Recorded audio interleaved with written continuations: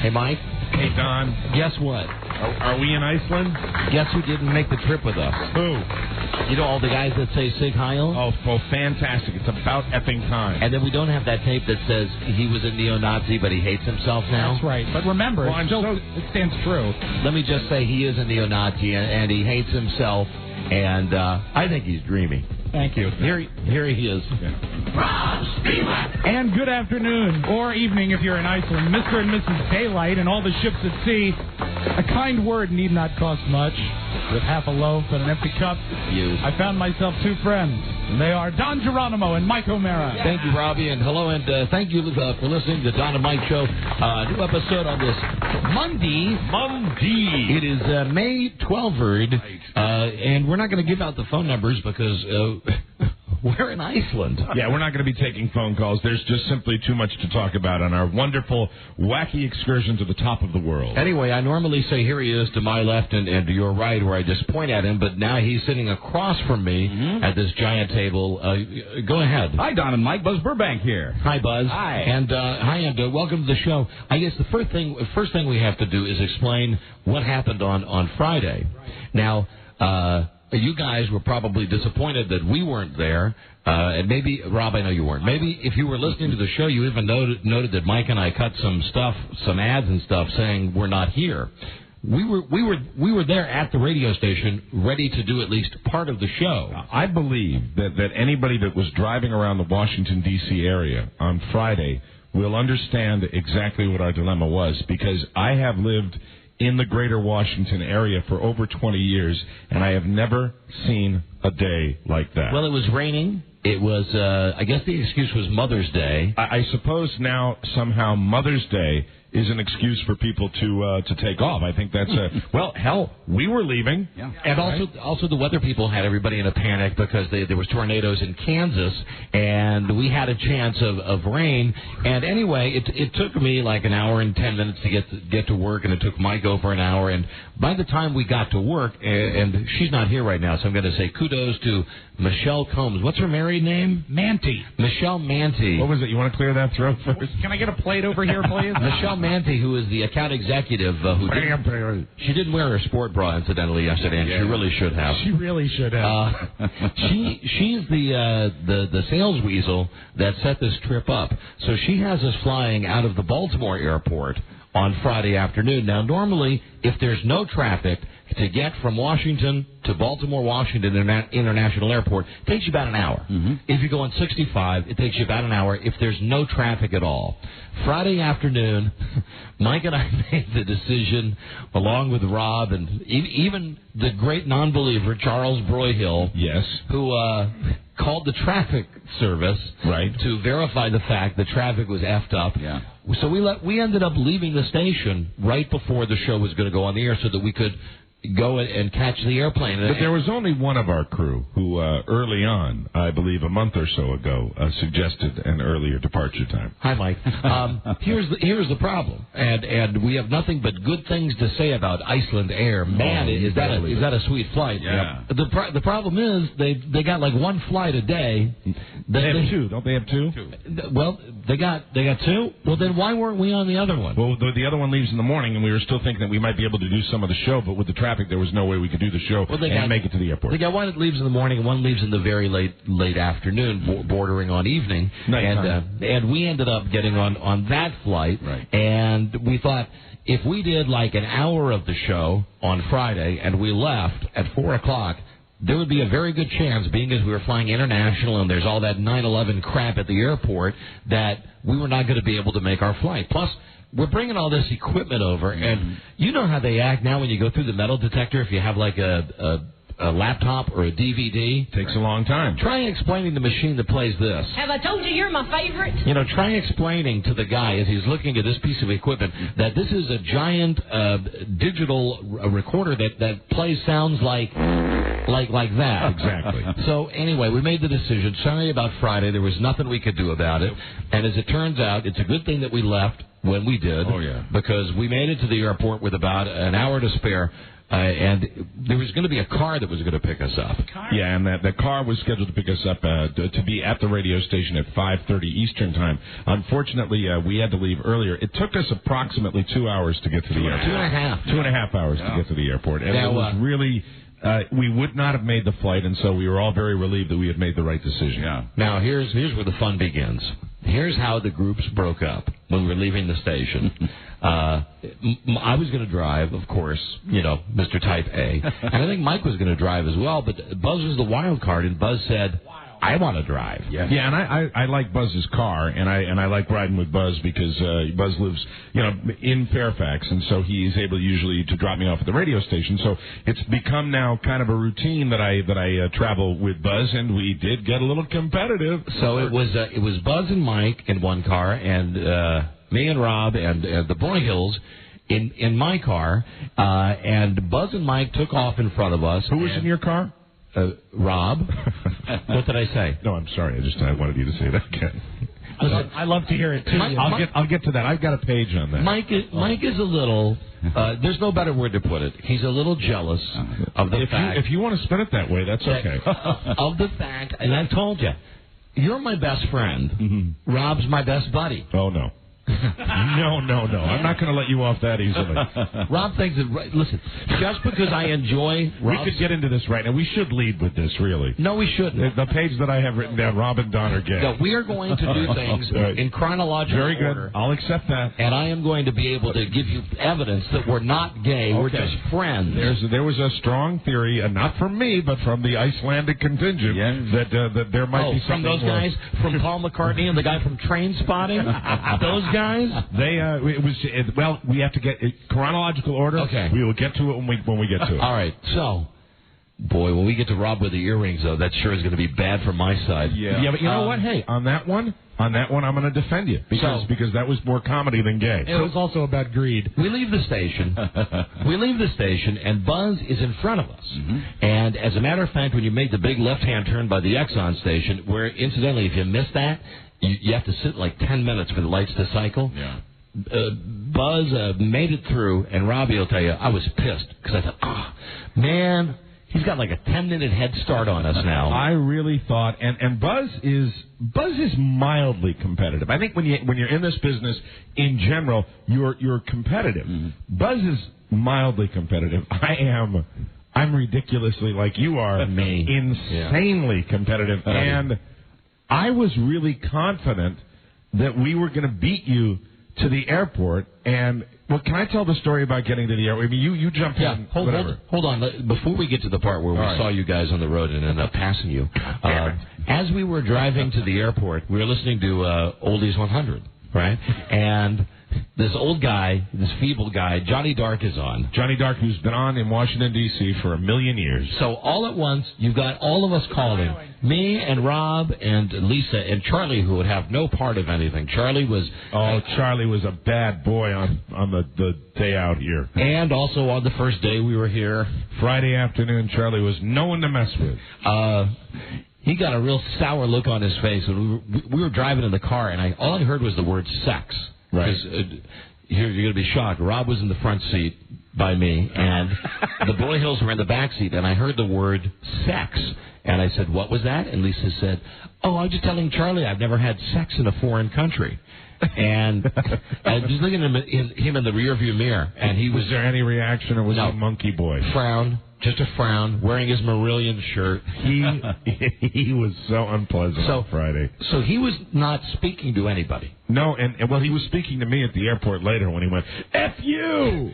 But in the car, he wasn't speaking to anybody. Right. Speaking 2 words at a time. And we were calling, we're calling Oldies 100 because we all want to get on the air to make a jive request. Rob called first. With a traffic like an update, like, hi, Johnny, I'm calling from the field, and traffic is bad. And then Lisa called, and then I called up, and I was a lucky one. Now, I didn't get on the air, but I said, hey, Johnny, I just want to say we love your show, and my mom, Phyllis, and of course that's Buzz's mom's name. Right. I said, my mom, Phyllis, is in the car, and she loves you. I said, say hi, Phyllis, and I thought Lisa was going to say hi, and instead Rob says... Like you were Phyllis in the car? Exactly. So then the next break, we hear it go, WBIG, and he goes, Johnny Doc, 417, Happy Mother's Day. Phyllis, this one's for you. That's great. Here's Walk Away Renee. That's fantastic. So we were pleased that we made the call to the radio station, and also, in between the calls to the station, we're constantly calling Buzz and Mike saying, where are you? Oh, I forgot about the two-way call game. The problem was, well, that lasted until somehow mysteriously my little slimline phone slipped under Buzz's seat into a position where I could not retrieve it due to the size of me and the size of Buzz's car. So we're calling Mike and we're calling Buzz and we're saying, where are you? And Mike is really rubbing it into me, saying, because we are in traffic that's just not moving. Mike says, you're about a mile behind us, Mr. Smarty Pants. And you say to me, very confidently, you say, well, once we get to 95 and it opens up, we'll take care of that. And I somehow, deep in my heart, even though I never saw you pass us, I knew that was true. And, yeah, we got to 95 north, and it was still bumper to bumper, but then at one point it broke open. Yeah. And I will give credit to Buzz. He tries to be an aggressive driver, but he just can't do it. I'm politely aggressive. He's politely aggressive. And the one problem, and the reason you were successfully able to pass us, it's because I'm a better driver. Is because, as far as I've driven with both of you, and got to give credit where credit is due. As far as an aggressive driver, you're up there. Thank you, Mike. Yeah. I mean, both of you, he's You're right. He knows how to do it. I agree. What the problem was, you would have beaten him. Mm-hmm. You would have beaten him. Buzz and I do not get a chance to chat very often. Right. He's over in his studio. We just, we say goodnight when we're walking out in the evening. We don't get a chance, and occasionally it's catch-up time, and we just do a lot of talking. And in this case, Buzz was probably doing more talking than I was. Buzz was just talking and talking. And here is where the breakdown occurred. Buzz decided he would tell the story of his hiring and the whole litany. And as soon as he dove into that... When you're playing the oldies No, about how I worked for you guys for a month before I ever got paid. Living in the Holiday Inn, Ken Stevens not knowing that he wasn't getting a paycheck. Oh, that's a great story, Mike. Let me tell you something. Multitasking, not his forte. When he began to tell that story that he was concentrating on, the driving part of the equation ceased. I'm an entertainer first. We were going... read 30. We're going 11 miles an hour, and Buzz is saying, and then we were in the Holiday Inn, and I'm like, please change lanes. We're on 95, and there was this old lady in a big-ass Cadillac like yours, Mike, that was doing about 50 in the left-hand lane, and I'm really inches away from her ass just saying, move. And the only goal is, I knew we were going to make the flight, right, to beat you guys. And here's what I don't understand. I don't understand how you beat us, but I was looking for you. Well, especially when Buzz was telling the story about the Holiday Inn. I'm like, he's going to dust us now. I'll tell you what, because Buzz was in the far right-hand lane, the slow person's lane, the old person's lane. Well, in fairness to Buzz, he had a knack. It was a bad luck issue because we were kind of commiserating on what lane to go into. Yeah. We'd go into the left lane, that would be the lane that stopped. We'd go into the right lane, that. But as far as when he started telling the story, just chuck it. We started going 12 miles an hour. Lisa's the one who said from the back seat, she said, I see it. I see his car. See, Lisa's competitive, too. I said, where is it? She said, 3 o'clock. So I turned and I looked, and there they were. About 3 o'clock, and we knew it was Buzz because we saw the left. And Buzz is extremely dangerous, just to dangle your arm outside. Really? Yeah, well, and it wasn't. It was like going back and forth outside the door. Can I tell that? Sure. Well, that's why he was having a smoke. Yeah, don't smoke in the car. I hang it out the car. Yeah. He smokes a lot. Shocker. When are you going to try to... Who are you hiding that from? Is it nobody. Your dad, your mom? At this point, nobody. Okay. So anyway, we passed him up, and there's great joy in our car, and immediately everybody starts calling Mike. We would have gotten you if I had been more competitive. I could have actually said, okay, Buzz, it's a good story. Get in the middle lane. So we were all trying to call Mike, and I figured the reason that I figured you'd seen us and that you just had turned your telephone on. Because I'm that good. No, I knew. We thought it was you, and as soon as like the fourth ring occurred, I knew they're ahead of us. And sure enough, we finally get to the airport, and I have Buzz call right before that as we're coming in, and you guys are already there, and I'm just like, God. So we get to the airport, and now this is where the fun begins. Because as it turns out, with all this consternation about when should we leave, are we going to miss the plane, we get there about an hour before we got aboard the plane. So we do the thing where we check the bags and we get the passports and we exchange money and we go through the metal detector. And now we got about an hour. And we're in this Iceland Air Lounge. Yeah, it's a multi-lounge for several different airlines. But they got very, very nice. They're really there's Michelle Sportsbra who's joining us, and you'll hear from her later on the show. It's her account. Iceland Air is her account. You have a little vino? You have a little. Oh my God! You have a little wine? Wow. A little wine here in Iceland. You know she's a party girl. We'll tell you about the nutty Iceland the time structure. First off, we're 4 hours ahead of you. When we're done with the show tonight, it's going to be. It's almost time machine because it's almost going to be tomorrow. Right. By the time we get off the air tonight, it's going to be 11 o'clock. But it'll still real time. It'll still be daylight. Yeah, that's nutty. So we're in this lounge. I want to get to the best part of this. We're in this lounge and we're drinking. Not heavily. No. It's the pre-drunk before we get on the airplane. This would be when I'm about a drink ahead of all of you. And Lisa has on these big hoop earrings. As a matter of fact, she's wearing them today. Mike said to Rob, how much to get... I gave him the offer right off the bat. I said, I will pay you $40 if you put those on and you keep them on. And Rob says, through takeoff? I said, deal. Done. Now, when Rob had these on, it would go between looking like Mr. Clean, he's got that big head, or looking like a big faggot, or looking like a cross-dresser, a tranny of some type. Or maybe even some sort of wrestler. The thing is, Rob had these giant hoop earrings on, and tasteful. You could look at him and talk to him. That was pretty funny, wasn't it, Charlie? I love having Charlie in the room with us. You could look at him and talk to him and not realize that he had them on, and then when you would focus on the earrings, that's when you'd lose it. Absolutely. Well, I'd turn my head, and they tickled, because I don't have my ears pierced anymore. No, I've never had my ears pierced. So I had to, clip them above my lobe. Right. And I'd turn my head, and they just wiggled so wacky it would tickle, and I'd see them like... Now, in a sidebar, I have to tell you just very quickly, talking about Charlie's mood, as we went into this lounge, before the earring incident... Oh, my God. We were ahead of Charlie and Lisa. They were somewhere behind us, looking for the lounge that we were in. Charlie calls my cell phone and says... Where are you? I said, we're in the Chesapeake Bay Lounge. Where's that? And I said, it's somewhere in the airport, Charlie. In that voice, doing something that he would do. And he goes, F you, where are you? And I said, Charlie, we're somewhere in the airport. Click. And he hangs up. And then I called him back later, and he wouldn't answer the phone. Oh. Charlie was really in a bad mood. He was. He was in a horror. The worst mood I think I've ever seen him in. He was in a bad mood every day until yesterday. It wasn't until Sunday that he came out of the funk. I saw him for 5 seconds yesterday. First time I saw him, I knew immediately all was right with the world. It was the back to the old Charlie. He was even when we were at the train spotting dinner at one point on Saturday night.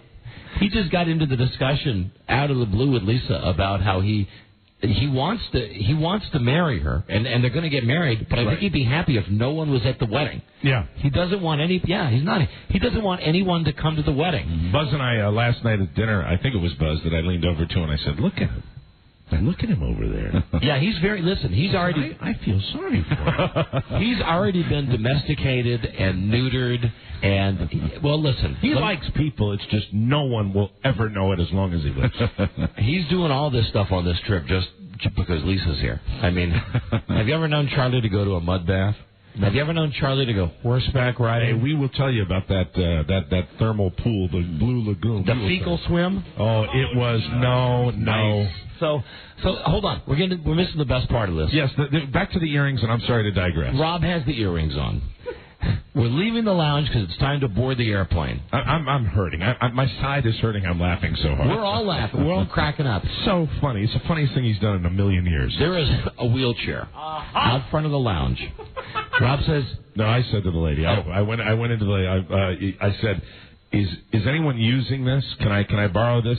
She said, "Yes," but and the ladies liked us. The ladies in the lounge liked all of us. Yeah. We got to give a lots of love and snaps up to the Chesapeake Lounge. Is it the Chesapeake Bay Lounge or the Chesapeake Lounge? The Chesapeake Lounge at BWI. The ladies working there could not have been nice. She says, "Well, somebody's going to need it later, but I'll walk down." She knew exactly what I was doing. She said, "I'll walk down there with you." So here's the setup. You got Rob wearing the earrings, being pushed in the wheelchair by Mike and by me, and walking with us is a representative from the airline. Yes. So it looks now completely legit. Now, here's where the boy puts it over the top. Right. When we get out into the concourse, Rob starts doing his retard thing. It was right exactly opposite Hudson News because there was people looking. Rob decides that he's going to do the infirmary trip. He's acting like he's got the palsy, and he starts saying, "Plane, fly." So we get down to where the plane is already boarding, and there's a line of people, and I get up there and I say, "Excuse me, we need to get this wheelchair through here." Meanwhile, Rob's still doing his thing. Rob's going, "Plane." My favorite one is when I said, "Ear," and Don said, "Yes, very pretty." Very pretty ear. And Rob has giant, for a girl they're all right, like Lisa's wearing. They look nice on Lisa. Right. On Rob, giant queer earrings. But he's not pinching them on the lobe. He's hooking them over his inner ears. Yeah. So they look like if he was pierced, it would be pierced through the cartilage. He is wearing earrings. He is in a wheelchair, and he's doing this thing with his hand. The hand is like off at this jaunty angle where he's going, "Plane, plane." We get to the line of people, and I say, very seriously, "Excuse me, we need to get this wheelchair through here." And at that very moment, a woman who had been in the lounge with us says, "I know who you are. He was walking beforehand." And I'm like, "All right, joke's over." But the earrings stay on. Yeah, and at that moment, it really could not feel any more awkward when you have to get out of a wheelchair wearing earrings after being caught pretending to be retarded. Yes. Plane. And I don't know how he possibly managed to pull that off because we were dying. I mean, all of us. It was, I think even Charlie laughed at it. Even Charlie. You laughed. Yeah, Charlie laughed. Rob did it with a straight, not with a straight face, because you had that crooked face the beauty of that act. If you laugh, it's okay. He had the hand going halfway up and the fingers all plane, fly. But here's the strange part. After he got out of the wheelchair, after that, the people that were around were kind of like, "Yeah, they're just a bunch of idiots." Yeah. Nobody was really mad. We weren't getting dagger looks. We were just getting people accepting the fact that this is the way we are. This is it. So it's crazy. We got on the plane, and Rob continued to wear the earrings. Right at the $40 through takeoff, and he looked over at me after the plane had taken off, and I'm sitting there. I said, "You have fulfilled it. You have done your mission. You have done." Hey, Magnus. He loves us. Hey, there's Magnus. That's our Icelandic buddy here. Mananus, who's the guy. Magni. Martin. Magnum. Madison. Magnus. Martin. He's the dude from Iceland there. Let's bring him over for a second, just to say hi, and then we can talk about him once he leaves. Here he is. He's going to be here for a whole time, so we'll have to talk about him when he's sitting here. Oh, will we really? Yeah, I don't know. He's probably going to be. I thought you weren't going to come like for an hour, dude. Hey, here's Magnus. Hi, Magnus. Hi. Welcome to the Don and Mike Show. Thank you. So you are a representative of Iceland Air. I am. And we've said what a great flight we had over. We were just starting to get into that. Aren't we the greatest people you've ever worked with? Absolutely. Do you? I'm going to need some serious help when I get back with the shrink. Now listen, we need the honest answer, and I think our audience can deal with this. All right. You spent the last 2.5 days with us. Mm-hmm. Are we ugly Americans? If you think so, just say it, dude. Do I have to? Yes. Are we ugly Americans? Nothing but the truth. Were you embarrassed to be out with us the last 2 nights? Absolutely. Absolutely, yes. Yes. That's great. No, I really enjoyed it. You guys are great. We are fun. We have a good time. Your friends hated us, though, right? No, absolutely not. They loved you. Well, not according to Mike. Well, no, that's one guy. That's later in the show, though. No. And I have to. I'm going to tell that's the story. Just the Paul McCartney guy? I'm going to tell the story of the dinner. And the Paul McCartney guy loved all of us. Mm-hmm. It was just one part of the evening, the end of the evening, and it's a significant commentary on life in general. And guys and chicks and everything. And being 43. Which I think might be the real reason. Hey, Magnum, we got a break here, but what would you like to say about Iceland, being as this is probably the only chance you're going to have to do a free commercial before we get into what we were doing here? What do I like to say about Iceland? Well, it's my native country, so of course for me it's the best country in the world. Mm-hmm. That's where I leave it. Are you still hungover? A bit, yeah. Hour 40. Well, you just better get over that before tonight, okay? Yeah. Because once the show's over, Daddy's partying. And incidentally, I don't want, we're getting way ahead of ourselves, but I want to say Mike set a new personal best. Mm-hmm. I have set my out-time record, and I could not be the all-time record for sustained partying. And, are you going to give me the benefit of during the day? Sure. Yeah, I'll give you this. There was no nap or anything. It was really just running up and catching a shower. I know. But the partying continued. But I'm not even counting.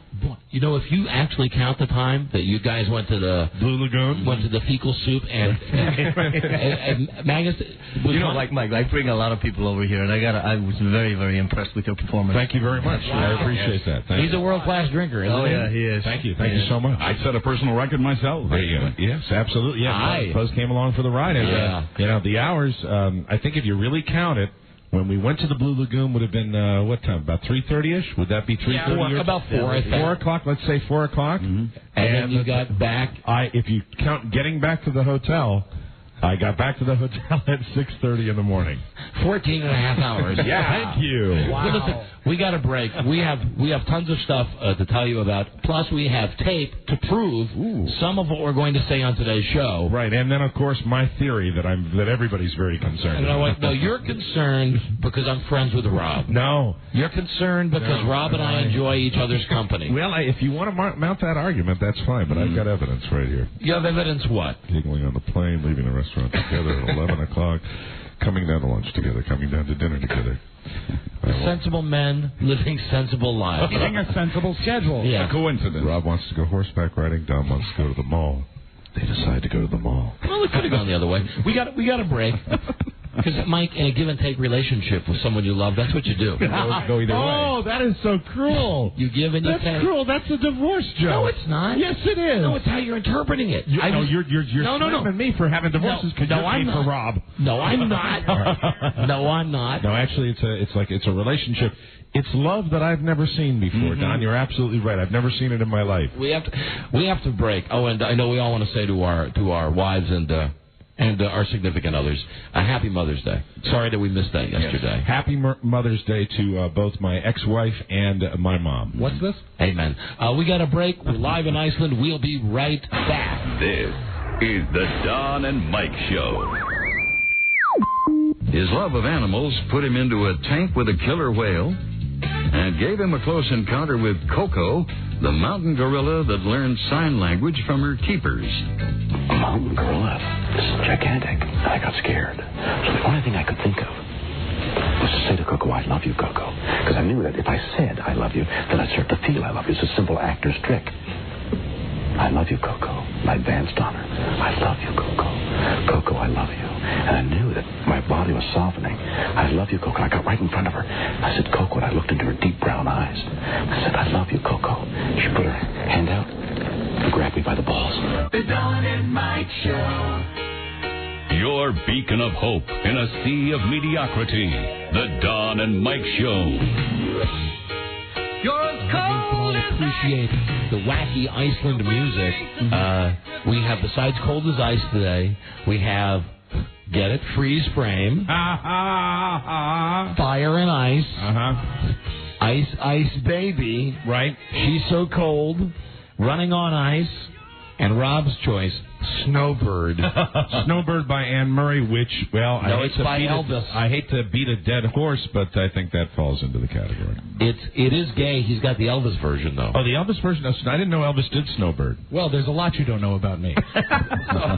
So listen, here we are. We're live from Iceland via Iceland Air, and here's where we are. We're going to just go through this chronologically to tell you what we've done, because this is what Iceland Air wants. They want us to talk about how great Iceland is, and we'll get to that eventually. Before you start, I just want to say where we're broadcasting from is on the 8th floor. It's an observatory floor at our hotel, from the Nordica Hotel in Iceland, and I'll tell you, it is the way to go. Now I got to change my name. It is the most beautiful view I have ever seen in my life. It is gorgeous, and they deserve a mention whether we get calls all night or not. I'm going to have to change my name. And incidentally, Mike is at his happiest right now. Mike is not just reclining. Mike is laying down on a couch. Hi there. This is...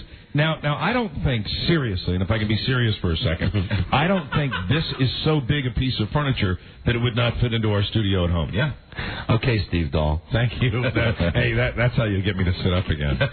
I used to know a disc jockey. That guy used to be real mean to me, and he would actually do his whole show laying down on the couch. Well, I have no intention of doing that. So we're on the plane. Okay, Rob's taking his earrings off, and as we mentioned, if you come to Iceland, well, you got to take Iceland Air, right? It's like the only airline that flies here, and it's just a kick-ass airline. Really great, really big seats, and like they give you a DVD movie, and they give you booze, and they give you the beer.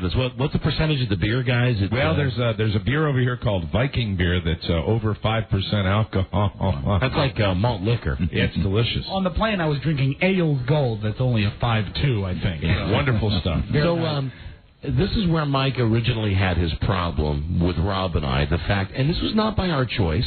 Rob and I were seated together by chance, and you were just in the next aisle over. Now, let me say, you've made an error. You've said something that is incorrect, and I want to make this very clear.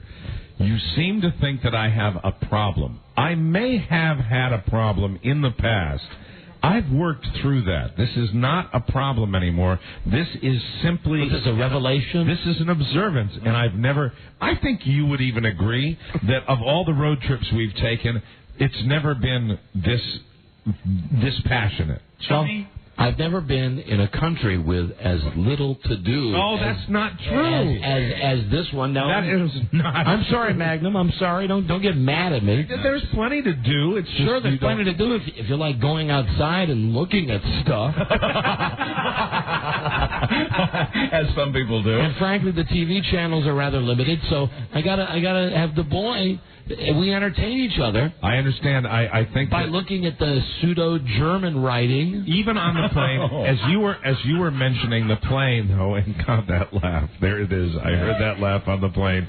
That unhinged jaw laugh that literally vibrates the 757 that we're on. You know, I'm having trouble breathing in this position. Why don't you sit up? Do you notice that I'm talking like this? Hey, Rob, do you have the message? Like, here's one of the things that we were laughing at when you thought that we're sharing some kind of gay. I'm not saying you're sharing. You're sharing what you're sharing. Your joy together is something that I simply observe. You were sitting next to each other. I happened to be sitting in an aisle. The seat next to me was empty, and I casually observed as I'm watching my DVD and I'm enjoying my cocktails. I was watching occasionally, and every time I would look over there, your heads were almost touching because you were leaning in towards one another.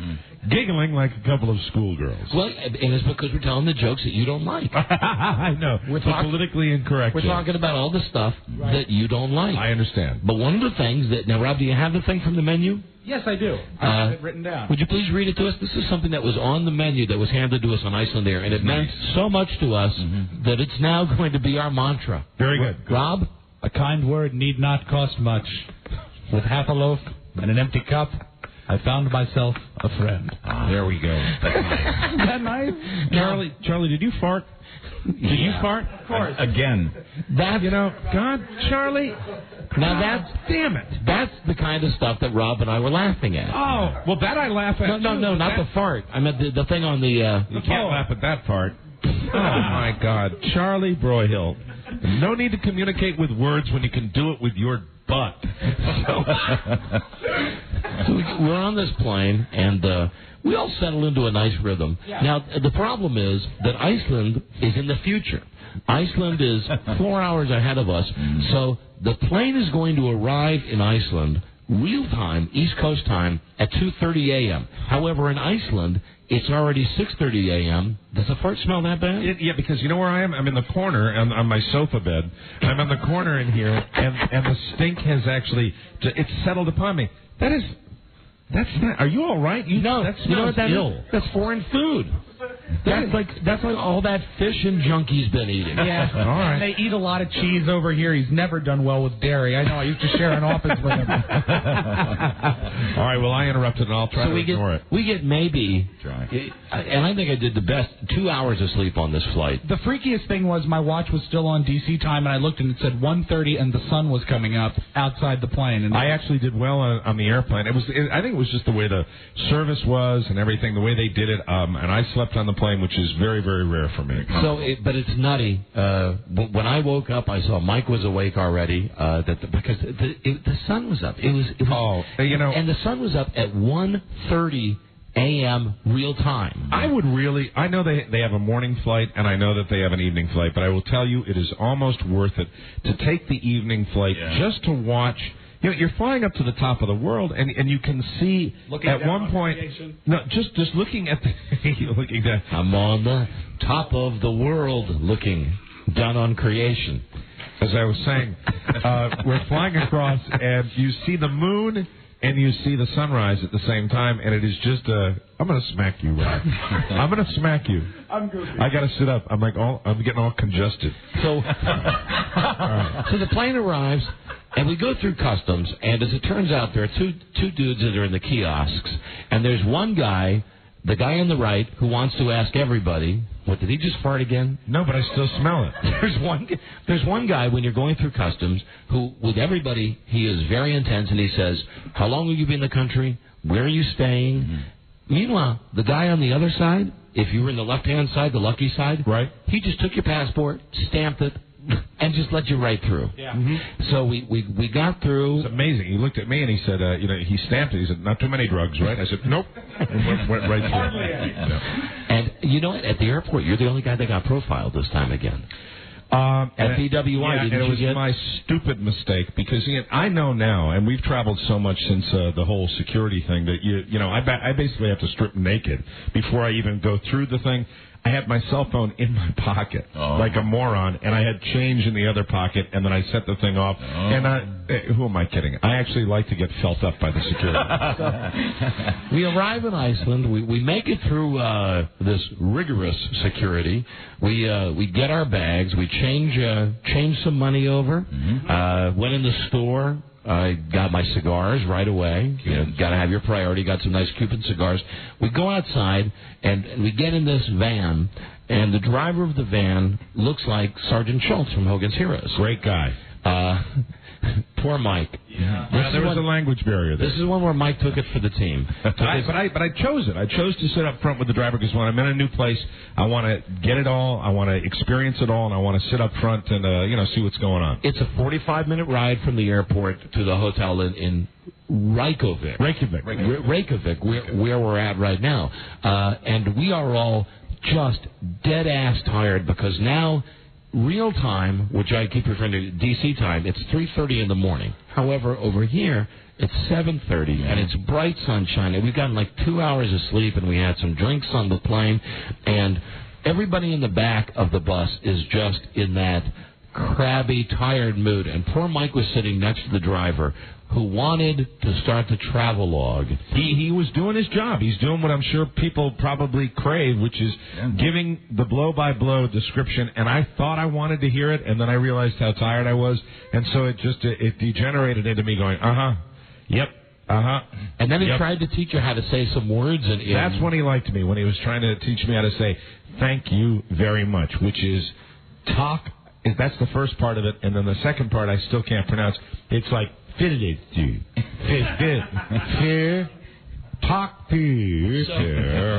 a great show for the rest of us because we were sleepy, groggy, mad. You know that way you get when you're sleep deprived. Cranky. And we were all watching Mike. Thanks, Bud. Cranky. Watching Mike having to go through this with the guy, having to feign that he's interested in what Sergeant Schultz is telling him. Right. And he's saying, meanwhile, he's saying, and to the left, we have the mountains. And Mike is having to give that look at, like, yes, I'm paying attention. Well, he's giving me, before, when you land at the airport, you go through several small towns before you get to the capital of Reykjavik, and he is giving me the town names, and I'm not understanding them. And then I would ask an occasional question, and there'd be a little bit of a, yes. I understand the Reykjavik. Reykjavik, go around. This is the town of the sun, and I'm sitting there going, So it was just strange. We finally got to the hotel, and a nice hotel it is. Beautiful. You're going to find that we're going to be talking like that a lot. A nice hotel it is, because the only two movies that they run constantly are Star Wars and Scooby-Doo. In our hotel. And and the shipping news. That doesn't count, though, the shipping news. And I've been watching Star Wars all the time. Yeah. Go get them, we will. I mean, it's the whole Yoda thing. Go get them, we will. Go get them, we will. Have a good time, yes. Iceland, we are in. We get to the hotel. We get to the hotel at 8 a.m. Iceland time, which is 4 a.m. East Coast time. And it was obvious it was a Saturday morning because it looked like there'd been an evening the night before. There was evidence of a partying culture which excited me. Now, they originally had a plan for us to go to the fecal baths at 3. Now, the Blue Lagoon, I'm not going to let you slam the Blue Lagoon. It was beautiful. You tell me when we get back home if you get ringworm or not. The Blue Lagoon, I will tell you. Actually cures it. Look, this might sound gay, and there's not that there's anything wrong with that, but I will tell you, and I said this to Lisa. Lisa will agree with me. I have never, my skin has never felt better. Agreed. Even at 43, I get an occasional blemish. They're gone. Was that a burp? Was that too deep burp? Yeah. Was that your burp all the way across the room? 8 feet off Mike. If you want, I'll tell you. I'm going to tell you about the Blue Lagoon, and I want to hear about it. It was detail. fantastic. Here's the schedule they had for us. Plane arrives in Iceland at 6:20 Iceland time. That's 2:20 a.m. Come to the Blue Lagoon in Iceland. You won't regret it, my friend. Arrive at hotel 7:30 a.m. That's 2:30 a.m. real time. Then at 1:50, so they got 7:30, 8, 9, 10, 11, 12, 1. They give you 6 hours to sleep. Right. Before it's time to go to the Blue Lagoon. 6 hours that I used, too, because I went out like a rock, and I woke up feeling just incredibly perky. I did.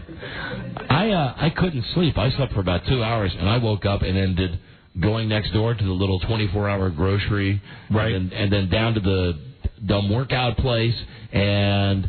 You guys, when I saw you guys, of course I hooked up with Rob. We spent a little time together talking. Mm-hmm. Okay, just because he's my friend. Oh, yeah. Just talking. And incidentally... I'm not saying anything. You were unreachable, room 901. I've tried to call you like every time, and I don't get an answer. You don't get an answer in my room? No, I don't. All right. Well, there it is now. So, here's the deal. That we have the choice of going to the Blue Lagoon, which is an earth-warmed, rich lake surrounded by lava. Basically, here's the deal. It's a natural occurring hot tub outside. Charles Broyle, Iceland's newest geothermal energy source. And based on the fact that we had to go out on Saturday night, I didn't know if I wanted to spend, and looking at this thing... Yeah, if you look at the itinerary, you're going to shy away from stuff, because the period of time... Well, they got like 4 hours. I'm going to explain the whole thing. For you to go to the fecal soup. And I'm going to explain the whole thing about the Blue Lagoon and why they put that much time down. It's not that it's far away. It's that when you get there, and I mean every one of us, once you get there and you get in that thing... You don't want to leave. You could stay there. We had Magnus was with us and said, "Hey, we better get going now." We would have stayed in that thing for another 2 hours. It was that. You're rolling your eyes. I got the same effect. I got the same effect in my bathtub this morning. I swear to God. I cut a couple of farts. No. I took a nice BM in my it's different in my bathtub. And I said, "This is just like being at the Blue Lagoon." No. The Blue Lagoon. So Rob, kicks ass. Okay, in the next break, we're going to talk about how we spent this time on Saturday afternoon when there was a scheduled trip to the Blue Lagoon. All of us in the entire crew went to the Blue Lagoon, except for Rob. 2 stayed behind. Yeah, and let me point out that when it's time to go to the glaciers, all went except 4 stayed behind. Right. So, tit for tat. Yeah, that's true. So, you guys didn't show for the big thing yesterday. Well, there's, I have an obvious explanation for that. And I have an explanation, too, that I don't like bathing in water that has thousands of people with, There weren't thousands. Recycles every 30 minutes. And you believe that? Absolutely. Listen, this is the biggest lie that I heard, and Lisa kept saying it over and over. The water recycles every 30 minutes. Yeah, that's what they tell you. It does. You have not. Listen, before we leave this wonderful country, I'm drugging your soup and I'm bringing you over there. I'm not going to the fecal soup. It's fantastic. But I'm glad you guys had fun. Great. It was the best.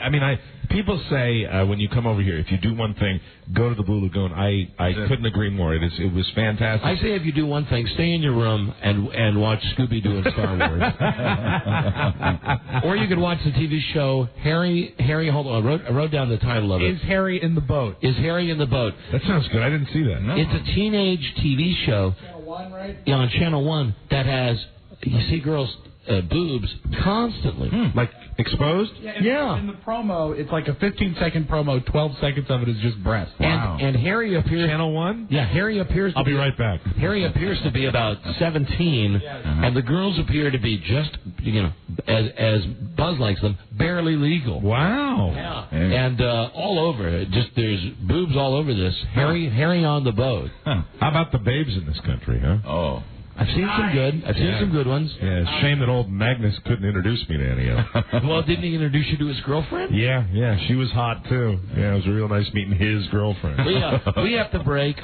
We'll get to the fecal soup and Rob and I exploring the city, and then you don't want to miss the Saturday night and and the Sunday, and we got the tapes of the Sunday and the problems that followed.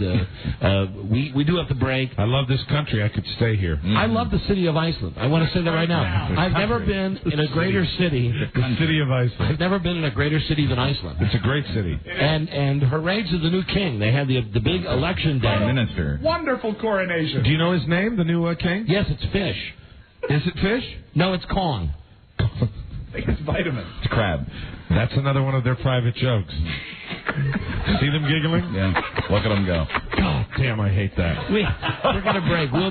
We will be right back. This is the Don and Mike Show. Listen, bring a single malted Glengarry for me and one for my boy Mikey here. And if you tell the bartender to go easy on the water, then this 50-cent piece has your name written all over it. Okay? I want you to run along because I'll be timing you. I'm going to keep time. 1, 2, 3, 4. What is Baby, that was money. Tell me that wasn't money. That was so demeaning. She smiled, baby. I can't believe what an asshole you are. No, baby, she smiled. She's smiling at what an asshole No. She was smiling at how money I was. The Don and Mike Show. It sure beats a pickaxe in the gonads. The Don and Mike Show. Okay, we're back. We're live from Iceland. Buzz, you just made it back. God knows where you're going during these breaks. I don't know. God knows, but it's tough to find a can of Ensure in this hotel. There he is, and you've missed all kinds of sounds during this break. Lucky me. Sounds from Mike, sounds from Lisa. I don't care what time of day it is. Sometimes you need a little snack. So the deal is we're in Iceland, which is wacky, nutty, because it never gets dark here. Very, very cool. And even though here it's after 8 o'clock already at nighttime, and it's still absolutely bright. Yes, it's like sunny. It's early afternoon. I believe the sun leaves us in Iceland at about midnight. Yeah, and then comes back up a little before 2. Is that right? Around 3 this time of year. I have either been inside trying to sleep or in a bar when that's happened. And it never gets very dark. It always sort of hangs around dusk. And you won't live any longer, and you won't ever die. So here's where we are.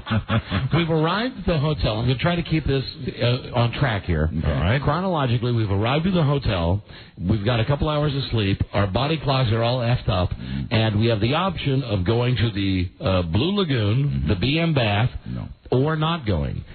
I chose not to go, independent of anybody else, just because that's the way I am. Well, technically independent. But I mean, when you... It was a coincidence that Rob decided not to go, too. That's right. No, I'm sorry. I won't go along with that. Well, you know what? That's like when we decided we were going to go horseback riding today, and Rob said, "I'm really looking forward to that." And then you said, "I want to go." You said, "I want to go." Did you not say you wanted to go horseback riding? You said, "Who would go horseback?" Now let me. If I have to turn the guns on you, it's going to be ugly. I did, and then I changed my mind. Now, what you said, you were sitting at the table before Don came downstairs. We were all going to go horseback riding, and then Don said, "I want to go to the mall," and you said, "I'll go to the mall." Actually, Don, you did have to talk. I think I said. Wait, Lisa wants to jump in here. Oh, hold on. Hi, Lisa. Hi, how you doing? What happened was that you said, I'm going to go to the mall with my friend Charlie. And Charlie looked at me and then looked back at you and said, I'm going horseback riding. Then you looked at Rob. Because he's pussy whipped now. Right. And then you look at Rob and go, come to the mall with me. And he goes, okay. Because he's pussy whipped now. Now, hold on. Let me just say on behalf of... Ooh, that got a... I'm done. That's it. I'm not going to say anything more. Now I'm going to say on behalf of Rob and myself, we are the only guys on this trip who have managed time properly. We are the only guys who realize that you have to adapt to the time zone and that you're nuts. And I think the evidence would be you yesterday morning when you got like 1 hour of sleep. But you have to understand that I had no intention of going on the glacier trip, and that was But that you wanted decision, to be invited. Well, I wanted you to call me half an hour prior just in you case. wanted Rob to call you. Damn it, that got out. That little factoid got out. You wanted Rob to call you. Listen, Rob would actually tell you that the night before, probably even before we ate, I said, well, I know you're going out, but I know I'm going to have a big night. I had planned for the record-setting evening. I didn't know it would go as late as it did. But I said, just call me just in case there's any chance, because it was late enough in the morning where I said there might be a chance. Let's wait for that to happen naturally, because that's such a great one. That's a record-setting night. That is a record-setting night, and that's it. You know, I think I have exhausted all my Don Rob material, and I appreciate you giving me the voice in the forum. Let me just on say, this fine stage. You know, before we move on with the show, gentlemen, Rob and I planned our time accordingly. You know, figuring that you're going to go to bed real time, East Coast time, at about 8 o'clock at night. And not together. I keep wanting to close the book on this, and then you'll say something that makes me laugh. No, you and Rob did plan your time with each other properly. No, you hit the sack at about midnight, Iceland time, which is 8 o'clock back at home. Then you wake up at about 8 a.m., Iceland time, which is like 4 a.m. Right. East On the Coast weekend, time. this is a party town, and they had their elections, and you don't go to sleep at 11:30 or 12 o'clock. We did. Huh? I had already voted. There was no need for me to stay up. But it was like celebratory, and everybody was up, and, I was in the majority of human beings hold here. On. We have to get, and I guess we got to get to the mud bath first. Right. But then both Rob and I have a great bone to pick, and we'll start with Magnus and with you about this entire city comes alive thing, because when Rob and I left that restaurant on Saturday night at what time, 11 o'clock? 11 or 11:30. 11 sharp. Okay, 11 o'clock on a Saturday night. Right, an hour before people come out. Right. Where's that unwritten rule? It was like walking. Rob said at one point we're walking down the street. It's like we're at Universal Studios. We're walking down the street. It looks like a set of a big city. He could clap his hands. Do you want an explanation for that? And you could hear the echo. You know what that is? Here in Iceland, people have private parties up until about midnight. Is that correct? And then at midnight, they venture out. I mean, almost like clockwork. Midnight is the witching hour. That's when people head out to the clubs and the bars here, and that's why you guys... Well, right-thinking people know that, if you want to party... Hey, dudes, they were partying, but they were indoors. Start your party. Or open your bars. Open your businesses. They're open. They're open. Did you see anything open? It looked abandoned. No, they were open. Yeah. You could have gone into any bar at, say, 5 o'clock on. Listen, here's the thing that we found on... Okay, then explain Saturday. Saturday, when you guys were going to the mud bath... Right. At the Blue Lagoon. The Blue Lagoon, I give you plenty of time here, I promise. Very good. While you were doing that... It was wonderful. Rob and I went out to explore this exciting city, the city of Iceland. Pulsing. Absolutely. And what better way to get a feel for the entire country of Iceland than within a 4 square block area around the hotel? Mike, we walked 120 blocks. Hours we spent out there. No. We walked. Hey, you remember that? Yeah, we walked about an hour. And I did walk 120 blocks. Okay. What? You don't believe me? I'd pay you $1,000 if you could walk 120 blocks. 120 blocks. The day after 9/11, I walked 120 city blocks. I walked down from, do the math, all right? Oh, the cruelty. So, listen, we were walking around for about an hour. We couldn't find anything that was open. We found the video store. We found the video store that sells European DVDs. I never knew you thought I was lying about that. And I'll tell you the God's honest secrets come out. That must be one of the little things you two giggle about. No, you can ask my wife. That's not a Rob thing. That's a thing with me and Frida. Right. That I mentioned to Frida, I don't think you walked 120 blocks, but I think that night that you were upset about 9/11 and that you had stopped and a little bit. Oh, no, a lot of it. And I think that maybe a 30-block walk in your mind turned into 120 blocks. Well, I went down to the site, which is, and do the math from where we were, which was about 60th Street. Yeah, well, I guess it is, 120. 57th, 50th. I'd like to see it. Right. All right. I do 3.5 miles walking on the treadmill without any problem. How about after the show? It's walking. It's not running. How about after the show? Do a 3.5 mile walk? I'm kidding. I'm busting your balls. Okay, well, you've been busting my balls the whole show. Just because I'm friends with Rob. I know. So anyway, when we went out, I just want to say this about now. Here's why I spend time with Rob.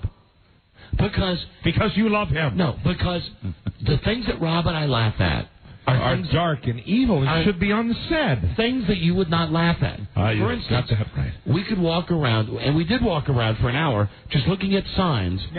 Names of businesses. Mm-hmm. Now, to the average person, this would not be funny. You're right. But we would look and go, Hans Voltedek. I wonder what kind of business this is. Right, I understand. And Klaus Verdensen sells drums. Look at the drums in Klaus's window. And we found cars. Yeah. And we would stop and look at cars and go, look at this crappy Ford. What do you think this car is like? And I do know how far you guys did walk, and you did almost make it into the downtown area, which is a pretty good haul. And anyway, we didn't see anything. It was like Wichita, walking around Wichita. Mm-hmm. And while Rob and I were out doing this, you guys went to the Brown Lagoon. The Blue Lagoon. God. The Brown Lagoon, based on the famous movie with Brooke Shields. Am I talking about the Blue Lagoon now? Yes. The Blue Lagoon was fantastic. Here was the deal. On the itinerary, which I did not receive, and I didn't even look at it when we have it in the little folder. But you did receive it at the airport. I did receive it at the airport. I didn't know there was stuff in there. They said what it's supposed to be about a 4-hour trip. Is that right? A 4-hour trip to the Blue Lagoon? This was this was another big argument that happened. Mike was mad that he didn't get the itinerary that Lisa had emailed to everybody. Yeah, and I was giving Lisa a pretty hard time about that. And as it turns out, when we arrived at the airport... I think I've given just about everybody a hard time on the trip. Is it any wonder I've been married twice? When we got to the airport, Mike was still bitching about the fact that everybody had the itinerary. True. Except him. True. Who didn't get forwarded the email? Let's start a new plan. We'll not send Mike anything. But when you got to the airport... Lucky I made it to the airport on time. Lucky I got to work that day. When you got to the airport, the ladies at Iceland Air gave you that packet that had the very same itinerary in it. I thought it was just a folder with pictures. That's just me. I didn't know there was an itinerary in it. Mike doesn't read. I do read the picture book. Yes. So anyway, you guys, you figure out it's time to go to the Brown Lagoon. We were, once I found out it was just a half an hour. In fact, my buddy, Schultz, on the way from the airport, had pointed to the thermal springs that were coming out of the ground. And you see the steam coming into the beautiful, clear Iceland air, and it looked like it was much closer than originally. I thought it was like a 2-hour drive originally, and I didn't want to have to deal with that. I don't like to drive long distances to go to places. And I said, well, if it's only a half an hour from Reykjavik. 5 hours in the car yesterday. And I said, let's go, let's do it. And so we trundle off. It is myself, it's Michelle, Buzz, Charlie, and Lisa, and Magnus from Iceland Air. And we go to this thing. And now listen, if you're going to have somebody help you out with this, it's fantastic. And Magnus couldn't have been nicer as far as getting us all set up with, the robes and towels, because I said... And you call me gay. I said originally, is this something you go look at? And they said, no, this is not something you just look at. You get naked. No, you don't get naked. I got naked briefly when I was in the lagoon. Okay, see, I know. See, you got naked. Swimsuits. We all get into our swimsuits, and we wash our genitals like you're supposed to. Mm-hmm. And we get ready to go. Tell them about the sign. There's a sign in there that says wash yourself. And it's not just saying wash yourself, but it's a sign that's got a diagram, and it's got this outline of a naked body. And then they got like the soap suds under the arms, on the crotch, and feet and hair. And feet and hair. Right. Like those are the areas you need to scrub. What about the ass? Well, it was not. It was a frontal shot. Okay. So goes without saying. It's implied. So we get to the Blue Lagoon. We all get into our suits, and we have these big robes that you put on, and then you walk down to this thermal spring that is blue. And I'm not sure why it's blue. Magnus, why is it blue? Can you say why it's blue? Food coloring. Because of the silica, it's blue. The silica? And it's fantastic. And Buzz was there. Was it not the greatest? It was beautiful. It was warm, and the mineral bath was great. It was fantastic. And you're there with the oogies that dead skin that's fallen off. All the people that have been in the water recycles every half an hour. And the proof of that is that you saw a sign. We saw 3 pumps, for one thing. There are 3 pumps that recirculate the water. They were drilling because this is all... Iceland is heated, and their energy is derived from these thermal springs, the thermal water, superheated hot water. From lava. It's from lava. This is a volcanic island, and it was just wonderful. Do you know, while you guys were there, the whole time you were at this Blue Lagoon thing, Rob and I briefly met for a bite to eat, and then, retired, said, listen, we should probably take a nap. Right. Together. Fuck you. Before it's time. Keep setting yourself up when you talk like that. But we spent a lot of time spooning. We spent a lot of time toasting ourselves as to how smart we were. That we didn't go on this trip that, boy, these guys are going to be absolutely just out of their mind, tired. Well, let me share something with you, Mr. Smarty Man. Yes. You were wrong, because the Blue Lagoon is...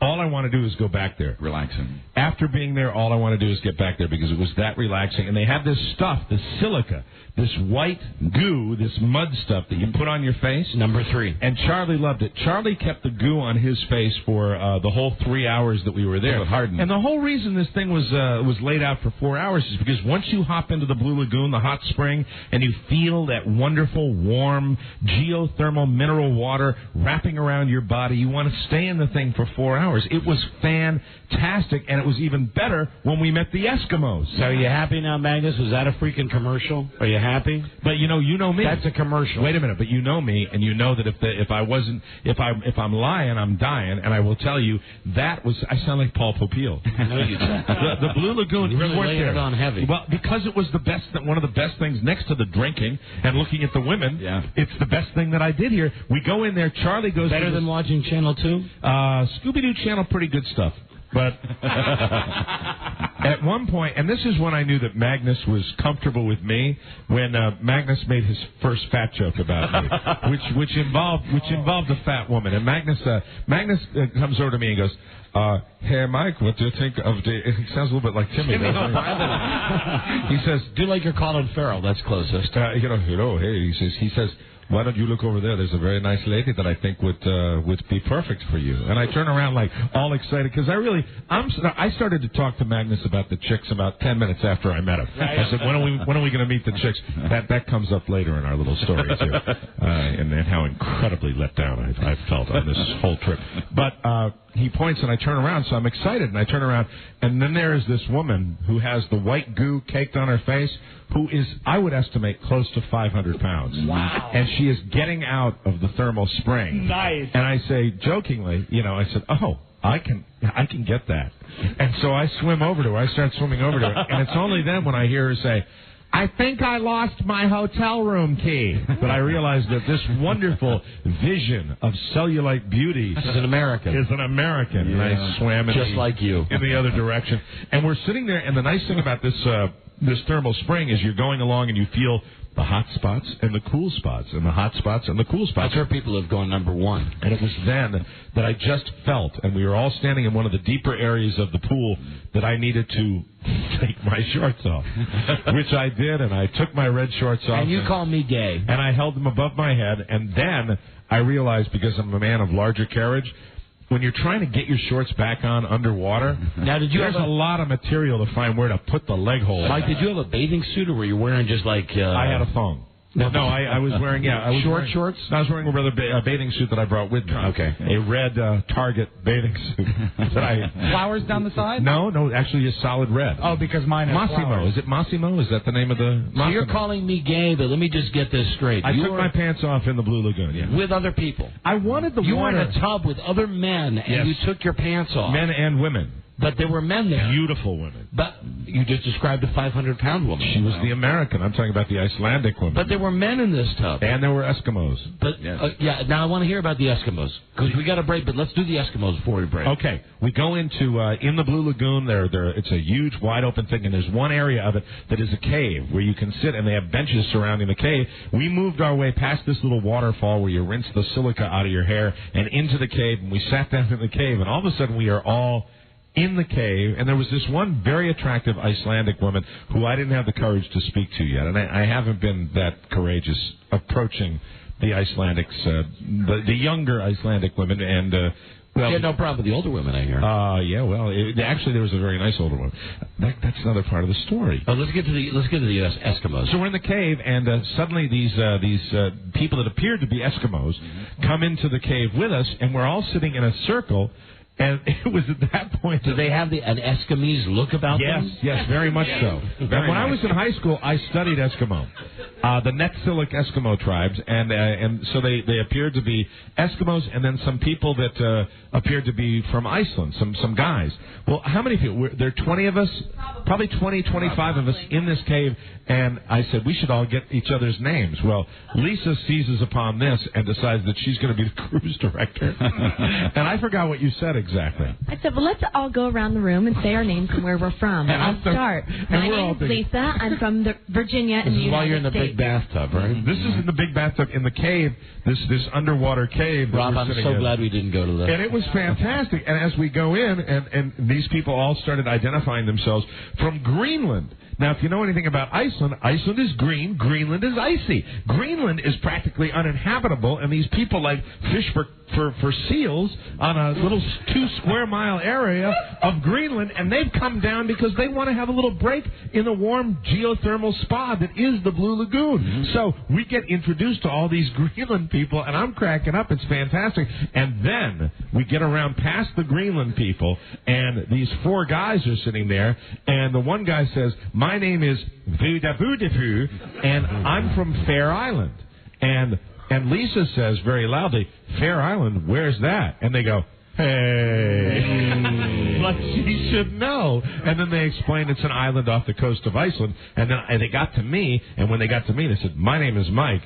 I'm from Washington, D.C., capital of the United States of America. Mike O'Mara, proud American. I was a proud American. Very exciting. But we got back off. We put more of the goo on our face. We all took a little shower in the little geothermal spa. In the gay men's. It was so well. There were men and women there. There were men and women. It was wonderful, and we could not have enjoyed ourselves more. If you come to Iceland, if you do one thing, this is what was told to me. You got to do this. We had a great time, and then we washed our genitals. We got a break again. Got back into our robes. We got a break. Went back to find where Don and Rob were.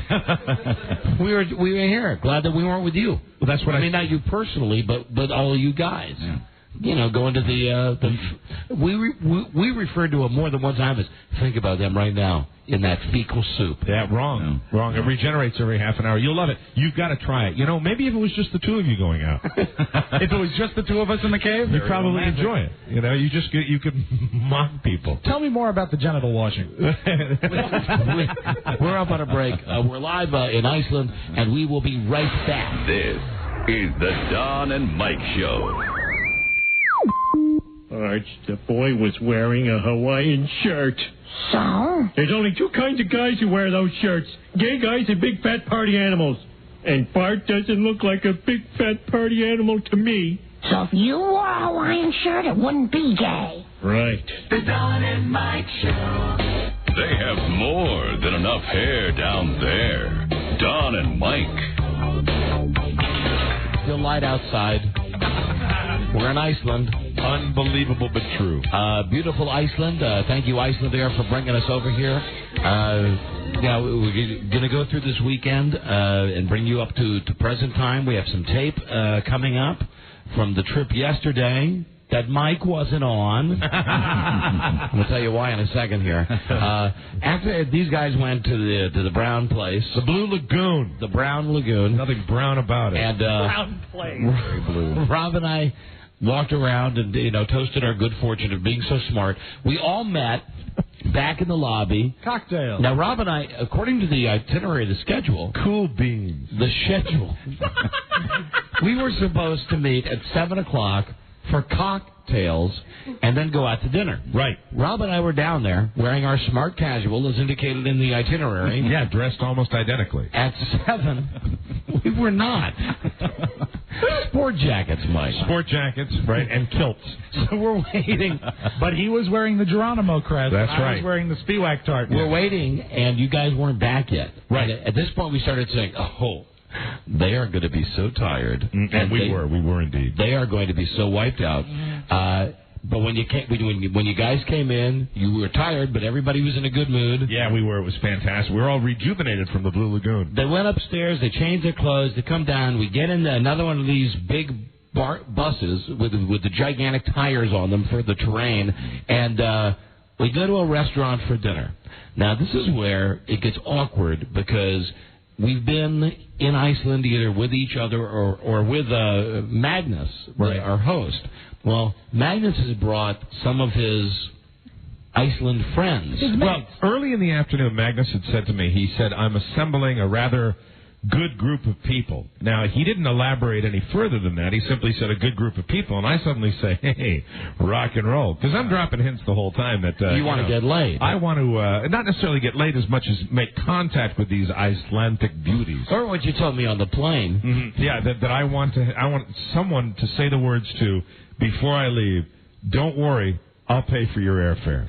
So we get to this restaurant. Hasn't happened yet. And now, listen, there were two people that were crappy at the beginning of the night, and I'll fess up to being one of them. Charlie was in the worst mood I've ever seen him in Saturday night. He was overtired. He had big raccoon bags under his eyes. Right.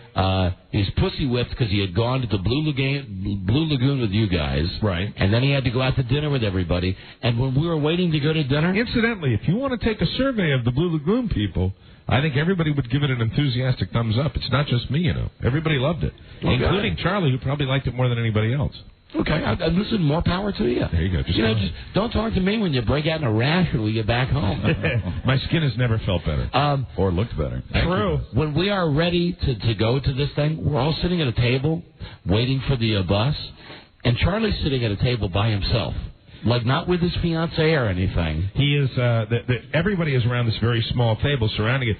Charlie's off in the corner, just staring at everybody. Now, when we got to the restaurant, the chef came out, and now Magnus introduced us to... I like the one you came up with. That Magnum is perfect. He introduced us to his friends. Now, this was awkward. We weren't ready to meet strangers. And the chef, rather than bring us just a plate of food, had this thing that was going to be a tasting dinner. A tasting menu, which got me very excited. And got me very pissed. Because, listen, I'm on this stupid diet. Yeah, now see, and when you mentioned that, I completely understood where you were coming from, because you're eating very, very well. I eat these powdered shakes like every 3 hours, and thank God they got them here in the hotel, the EAS stuff. So I've been good on my diet, and when I'm ready to have dinner... You want to chow down. I was ready to have dinner. Well, they bring over... The first thing they brought was a little... like spring roll with duck in it, except it was a spring roll that had been cut into quarters. So you had like a quarter of a spring roll. The guy, and it's put on a plate with a bunch of fancy goo. It was tasty. Yeah, I said to the guy when he put it on my plate, I'll take about 50 more. And I wasn't kidding. Yeah, it was fantastic, and it was a tasting menu, and I knew because that is your meal. That is the one meal of the day where you're allowing yourself to have fun. And I got pissed because it was a half hour between them bringing a plate that had a bunch of squiggly ketchup on it and like one bite of food. Homemade ketchup. Yeah, homemade ketchup. It worked well for me because during the time in between each little food morsel would be brought out, they were just pouring some kick-ass wine. Wonderful wine, really good. Now we had a couple of moments, and I'll admit to being in a bad mood because the food wasn't coming. I thought you were okay until the very end of the evening. I thought you were doing okay. I didn't realize you were dealing with that with the food. Well, Charlie and I also got real mad at one point at one of those dudes, the guy who looked like the white Damon Wayans. Yeah, right, okay. right.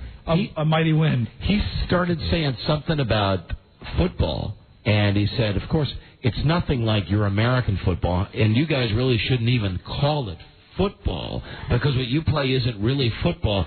And I just looked at Charlie. I was sitting right next to Charlie, and he looked at me, and it was like a race to see who was going to jump over the table and punch this guy in the face first. The way I recall it, they spoke, Charlie speaks seldom anyway, and certainly not that night. They said in unison, we take our American football very seriously. Yes, exactly. And that sort of shut everything down there. So we shut him down. We had, I'm going to compress this so we can get to Mike's night on the town. We had a wonderful discussion with these guys, with these Iceland guys, about the C word. We must have had... I don't think I've laughed harder than when Rob was wearing the earrings. We had a 1-hour discussion with these guys in between the first two, they weren't entrees, the first two bites of food about the C word. And the guy would say, oh, you mean C-U-N-T-E. Yeah, and apparently there's a slight variation of it here in Iceland, but it carries the same weight. Right.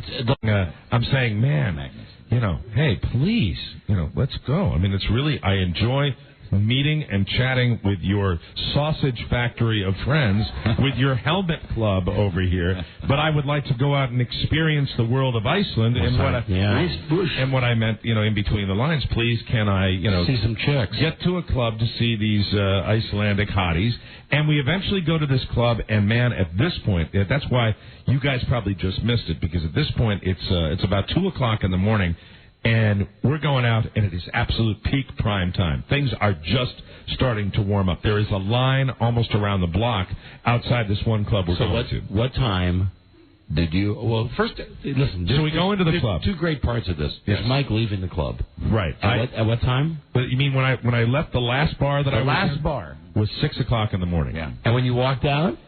Bright, brilliant, burning, blazing, Dracula-killing sunshine. Wow. You'd have in the stateside, you'd have the sun beginning to come up. It'd be kind of low in the sky. This is like brilliant. I opened the door. It was like, oh my God! At this time, Buzz had left a little earlier than I had. I was in this cultural establishment chatting with this bartender till about 6 o'clock in the morning. Oh, no, is this what... Am I not allowed to say that? No, you can say where we were. You were at one of the last places we went. An erotic club. An erotic club, and it was there you go, Tiger. It was like what we'd have in the States. It was a similar type of club. Strip club. Yeah, basically a gentleman's club. And including Christina from Prague. What, Buzz? What's that, Buzz? Including Christina from Prague. Oh, I didn't get a chance to meet her. Yes. Really? She's Czech. Oh, Czech, from the Czech Republic. Yes. What was she doing, Buzz? Dancing and doing a damn fine job of it. So we had a fantastic time. But at 6 o'clock in the morning, I open the door, and it's so brilliantly sunny out that I almost take a step back because it's shocking. Where do you get the strength, incidentally? For those of you keeping track, this is, for both Mike and Buzz, after the day in the Brown Lagoon. Blue Lagoon. This is from 8 p.m. to 6 a.m. These guys have been out 10 hours. No, don't get me wrong. At about 6 o'clock in the morning, I was pretty tired. Starting to get tired, yeah. I was a little tired, but where do I get the strength? Booze.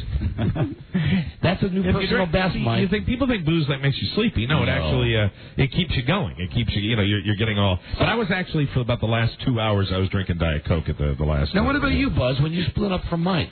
And you arrived at the hotel even later than Mike, right? That's what I don't understand, and that's the mystery time that we have to ask Buzz about. I don't get that. I haven't been able to figure that out. I left first, but I only got back to the hotel about a half an hour before Mike he did explain, and it does make sense.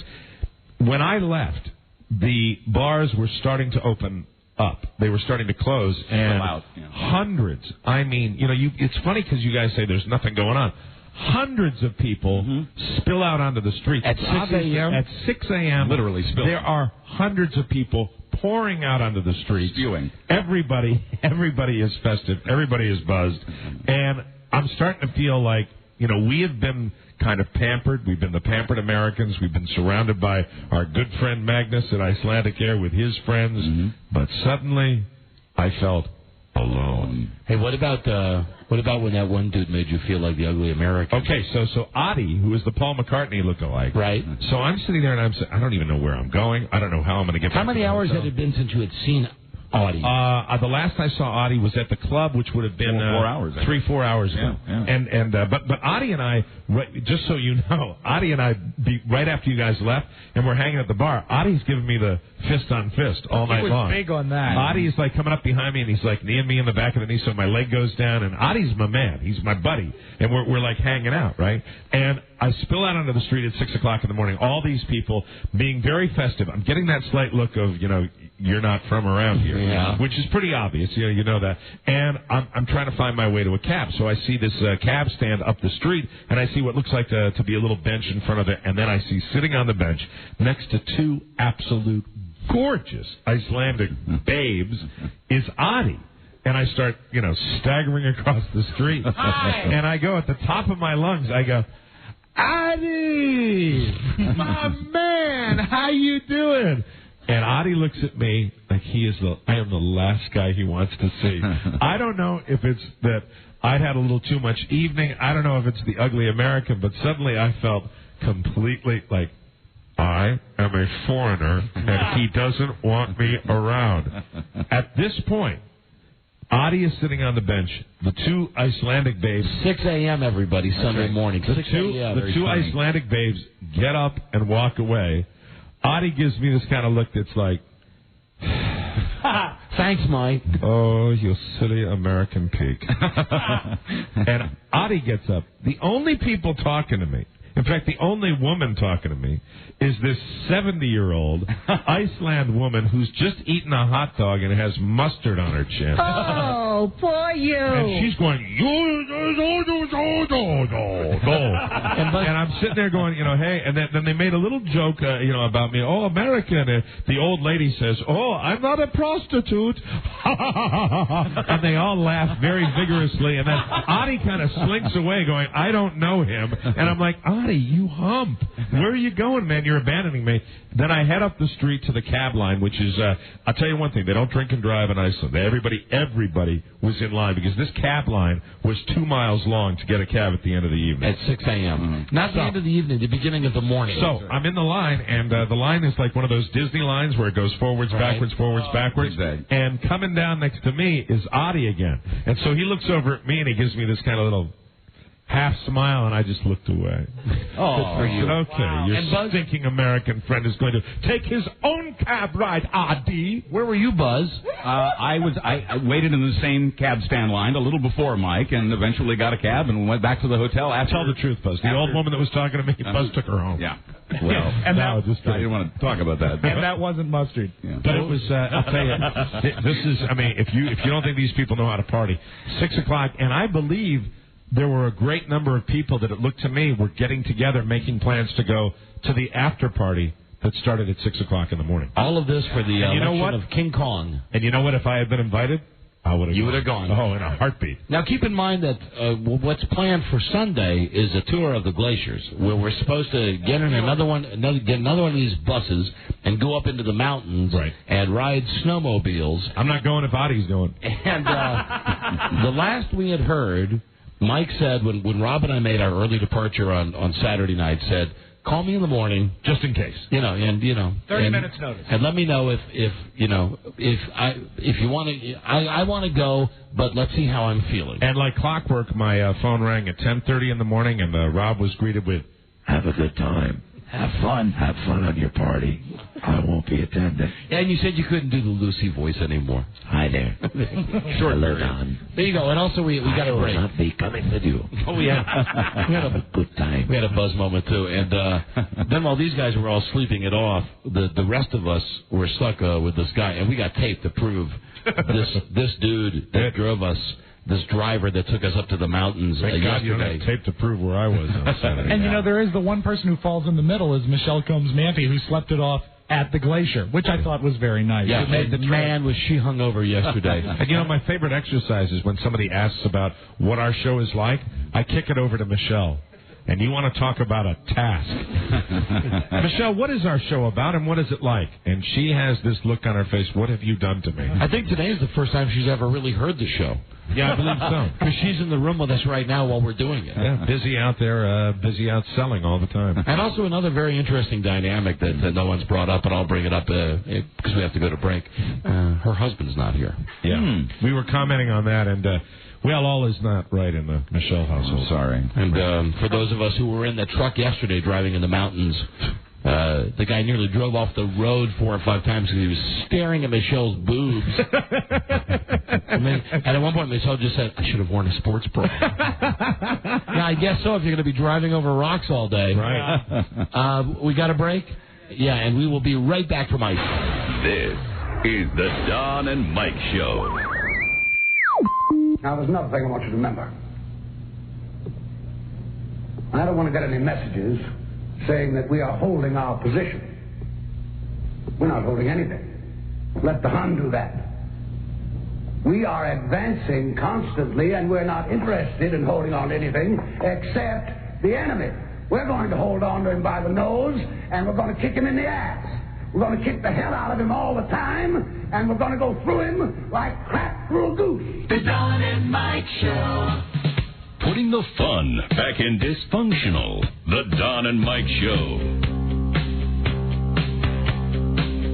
Back in Iceland, live in Iceland, thanks to Iceland Air.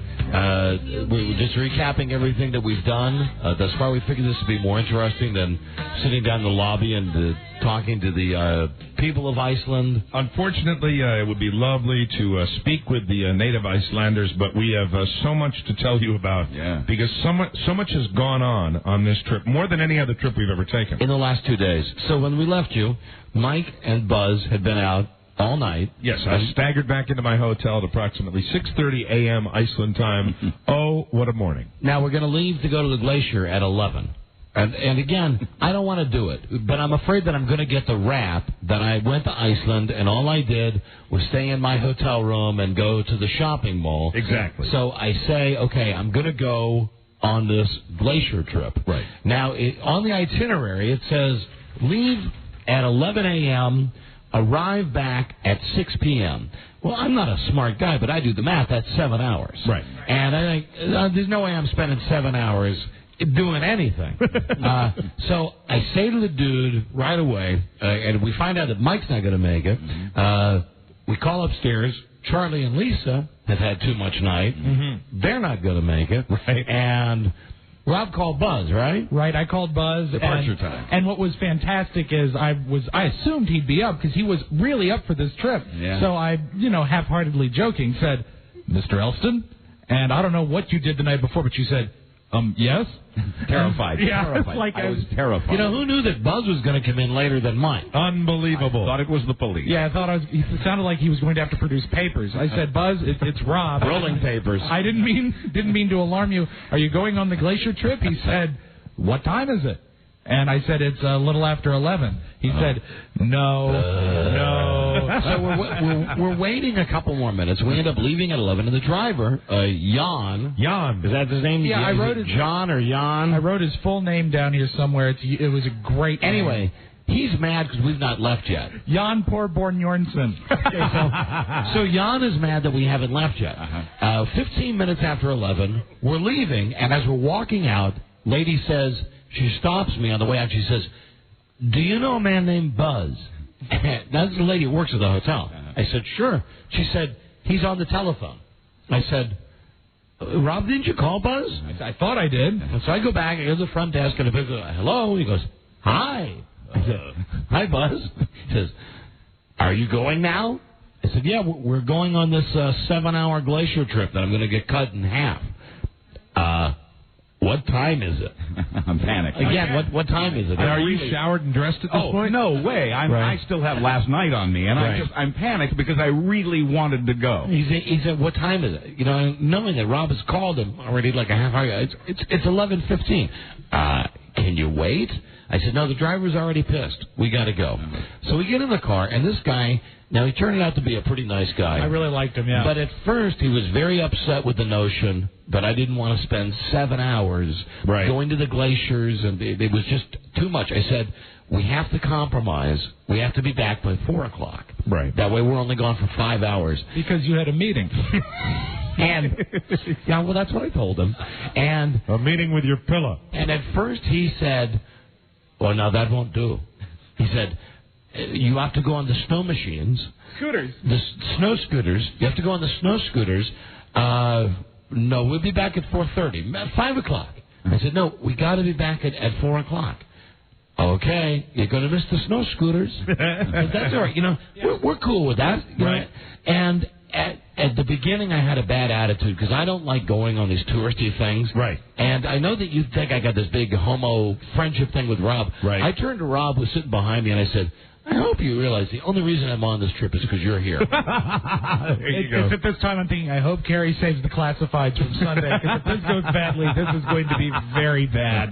But as it turns out, we did see a lot of great scenery, even stuff that a dork like me likes.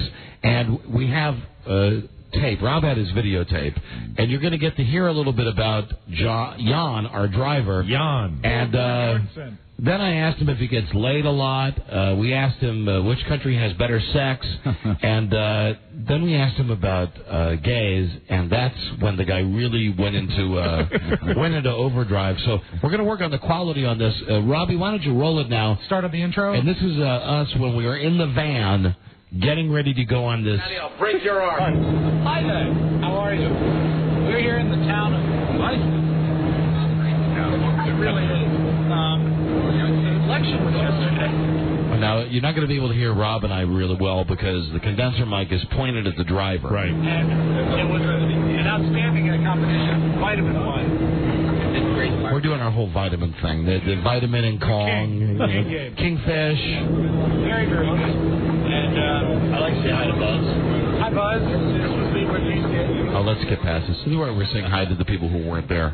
Go to 650. 650? Because you're going to find out a little bit about Jan, our driver. Very good. And this is where the microphone, I believe. Now, Rob, you've heard this, right? It sounds a little better than that, yeah. You can hear just Jan. Now, it gets different when you're out of the van, too, right? Yeah. Most of the stuff you're going to like is in the van, though. Because that's when he was the most open. And this is where our engineer, Mike Friedman, was working the tape recorder. And we asked John's permission. He thought he was giving us like a travelogue, but we really wanted stuff we could goof on him. Okay. All right, so here he is.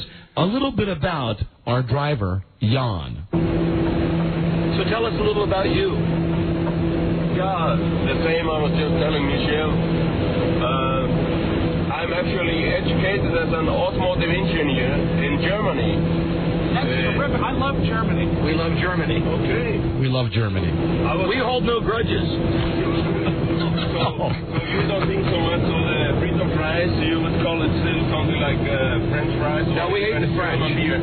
Yes, we do hate the French. That's a grudge we hold. We hate the French, but we've forgiven the Germans. Why? But how come? We hate the French, but we forgive the Germans. The French, what's the difference? Well, the French bent over for Hitler.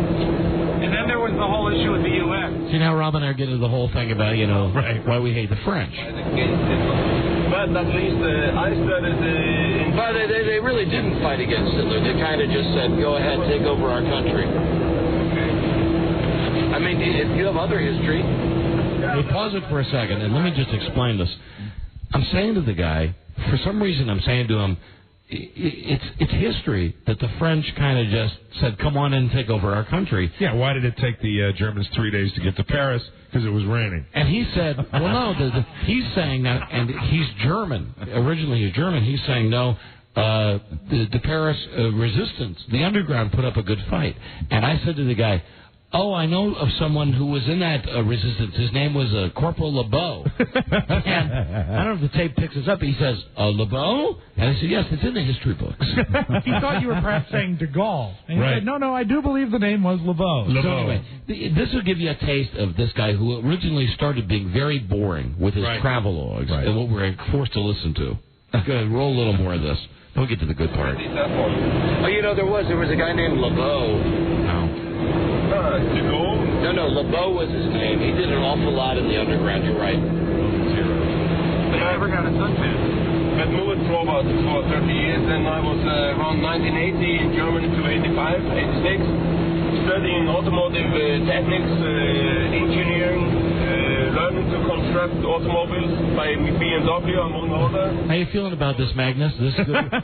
this is a good representation of your country. You can pick up that microphone, Magnum. I think I'm laughing more than you are. His fair skin is turned red. For the investigation of cars in this annual inspection, and so I did to. No, at this point I'm ready to kill the guy because you can hear this. It's just the and we. Automotive sector. I really thought it was going badly at this point. Since we established this company, Isafol Travel. Isafol, you would say, but we hear Isafol, and that means Iceland actually falls like field. Shut up. And Isa, that means field. Oh, celebrity he most resembles? No S. Chuck Norris. Chuck Norris. Wow. He did look like Chuck Norris. Yeah. I saw him like later. it? Great. Pardon? Do you like it? A lot. Yeah. There are two things, actually, that are essential for me, that are very, very important here by this trade. This is the everlasting change and variety you get through always transforming. Now I'm wanting to just say, shut up, douche. Rob, let's go to Do You Get Laid a Lot, because this is where he starts to turn. Okay. And this is 942. And this is where I start to like this dude. Because now he's going to talk about getting laid. He's going to find out that Michelle has... Oh, hi, Michelle. Big jugs. Do you get laid a lot in this job?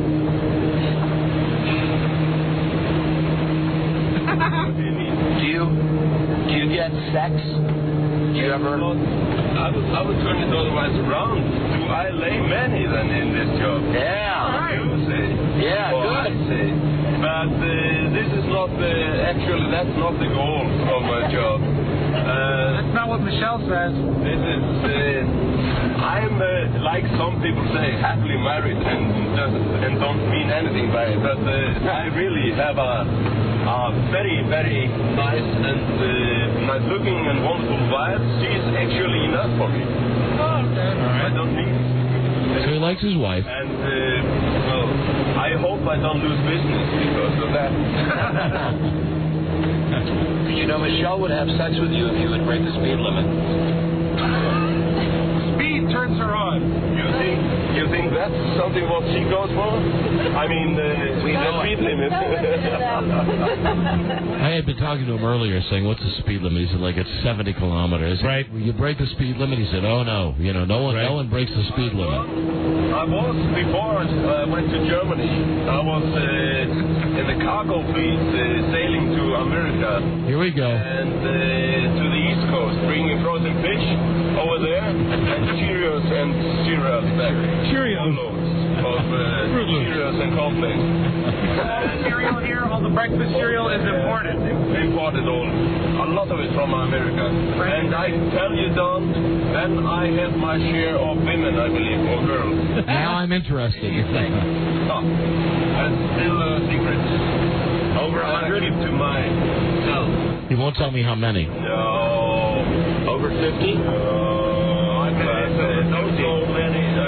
Don't go much further down. And then I start to think it over. Nothing that a broad won't do for cornflakes.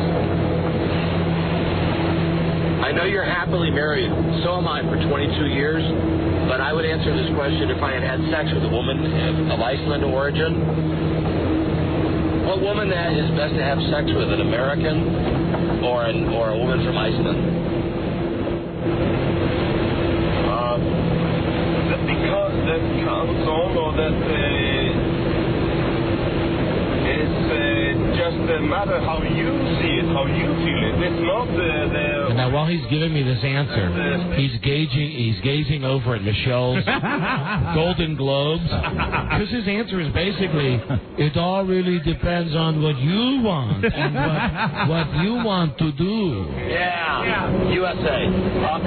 At that time, I don't know. Rob, if we have time at the break, let's go to the gay stuff. Okay, what's the number? 2004. Okay. Hey, Charlie, I got time for this, right?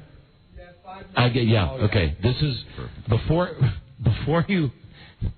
We got so much stuff we're not going to get to it all. Right. I'm just going to give you the highlights.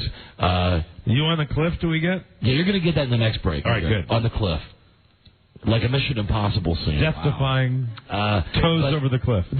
So by now on this trip, and we've been in this car with this guy in this 4-wheel drive for almost 2 hours. Right. And he's won me over because we have discussed. Now, I'm not going to. Rob went to the time of writing down all this. You look like TV's Chuck Norris. Do you get laid a lot? The story about Cheerios. He talks about how he wouldn't have sex with Hillary Clinton. He talks about how the Iceland people get effed on their taxes. He mentions that his daughter wants to be a flight attendant, and I tell him that my son is studying to be male steward. And that leads to. This is the highlight.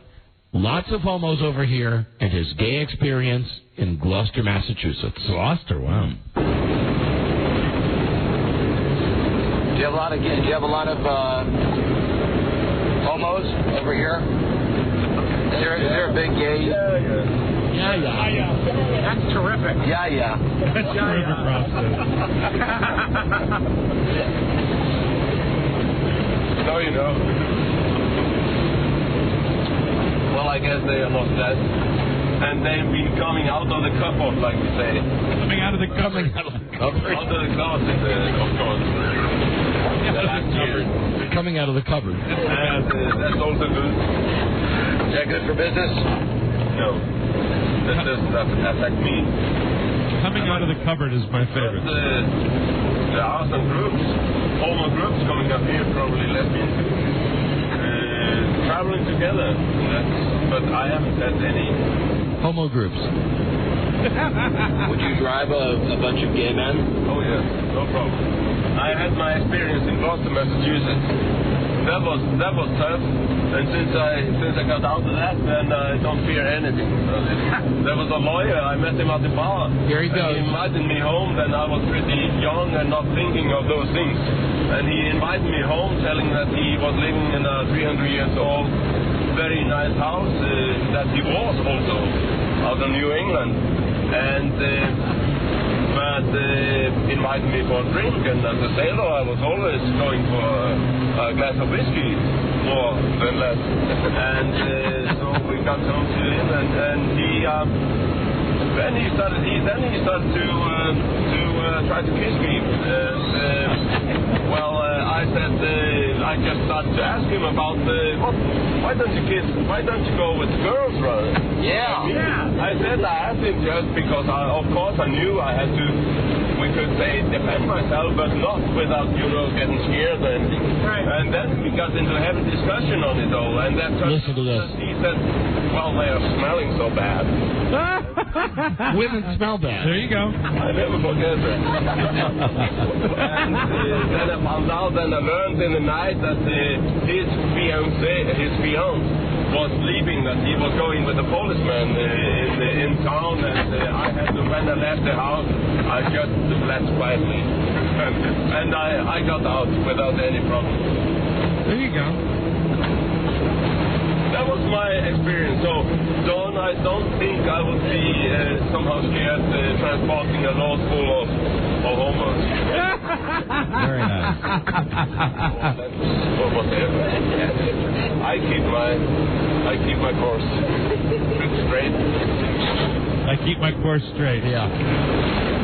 And now all of this, we can stop it for a second. All of this while we're driving past the most fabulous scenery in the world. Yeah. And once he got going with this gay thing, sex and homos, it's like he totally turned off the travelogue. Right. Yeah. And in between staring at Michelle and looking in the back seat at me and at Rob, we're really having a decent time with this guy. He seemed like a great guy. He really did. Cool. He was, and he started off being a prick because he was mad about not going on the snow scooters. Right.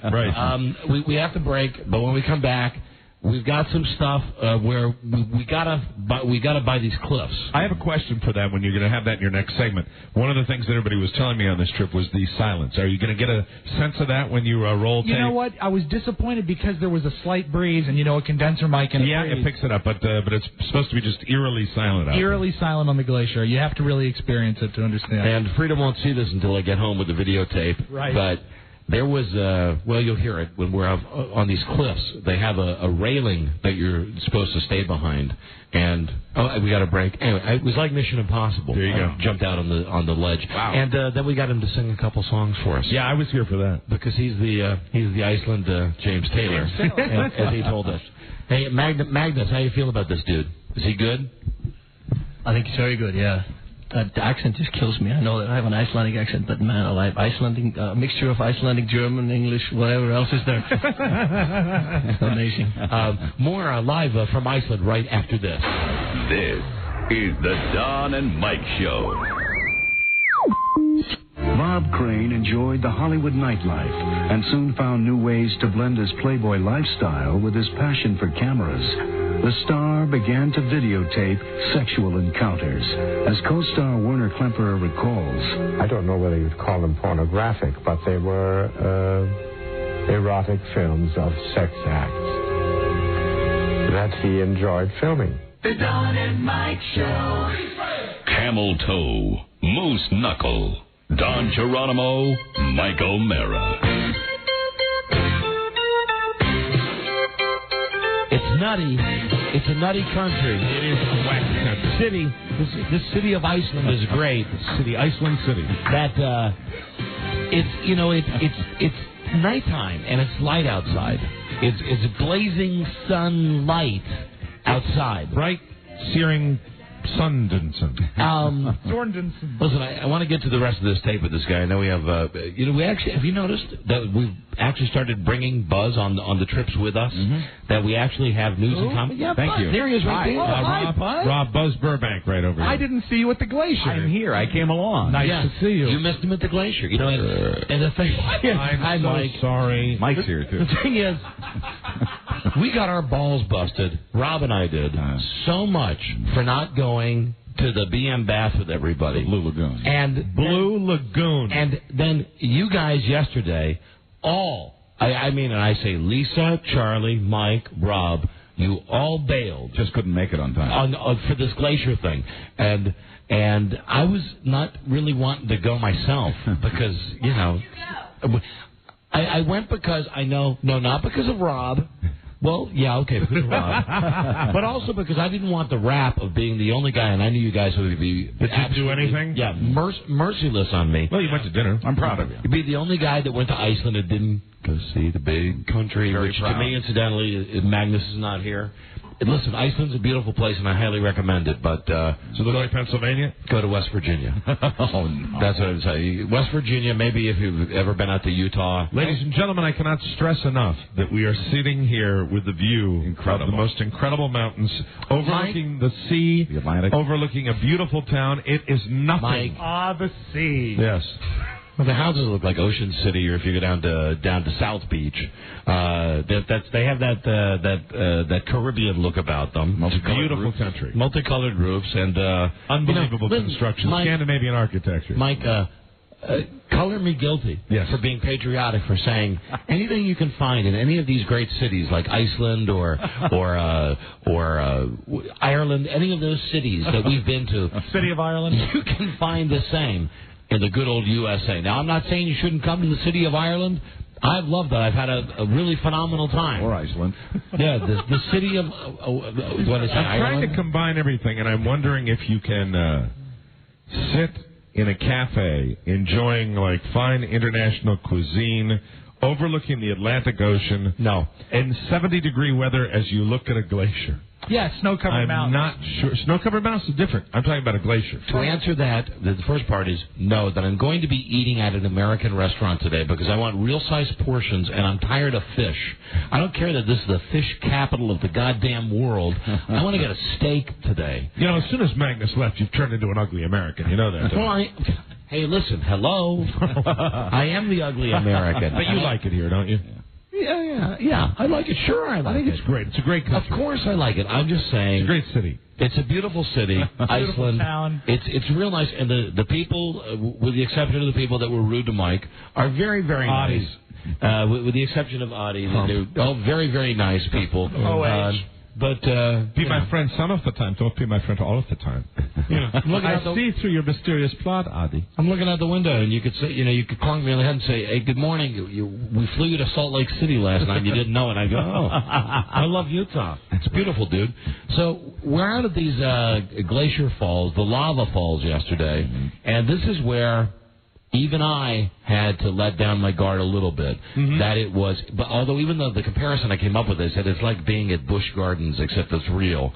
Because the water was a surreal color. It looked like chlorinated water. It was so clear and so blue. And we were standing by these incredible waterfalls. It looked like the kind that you would ride a water raft ride in at Wild World or something like that.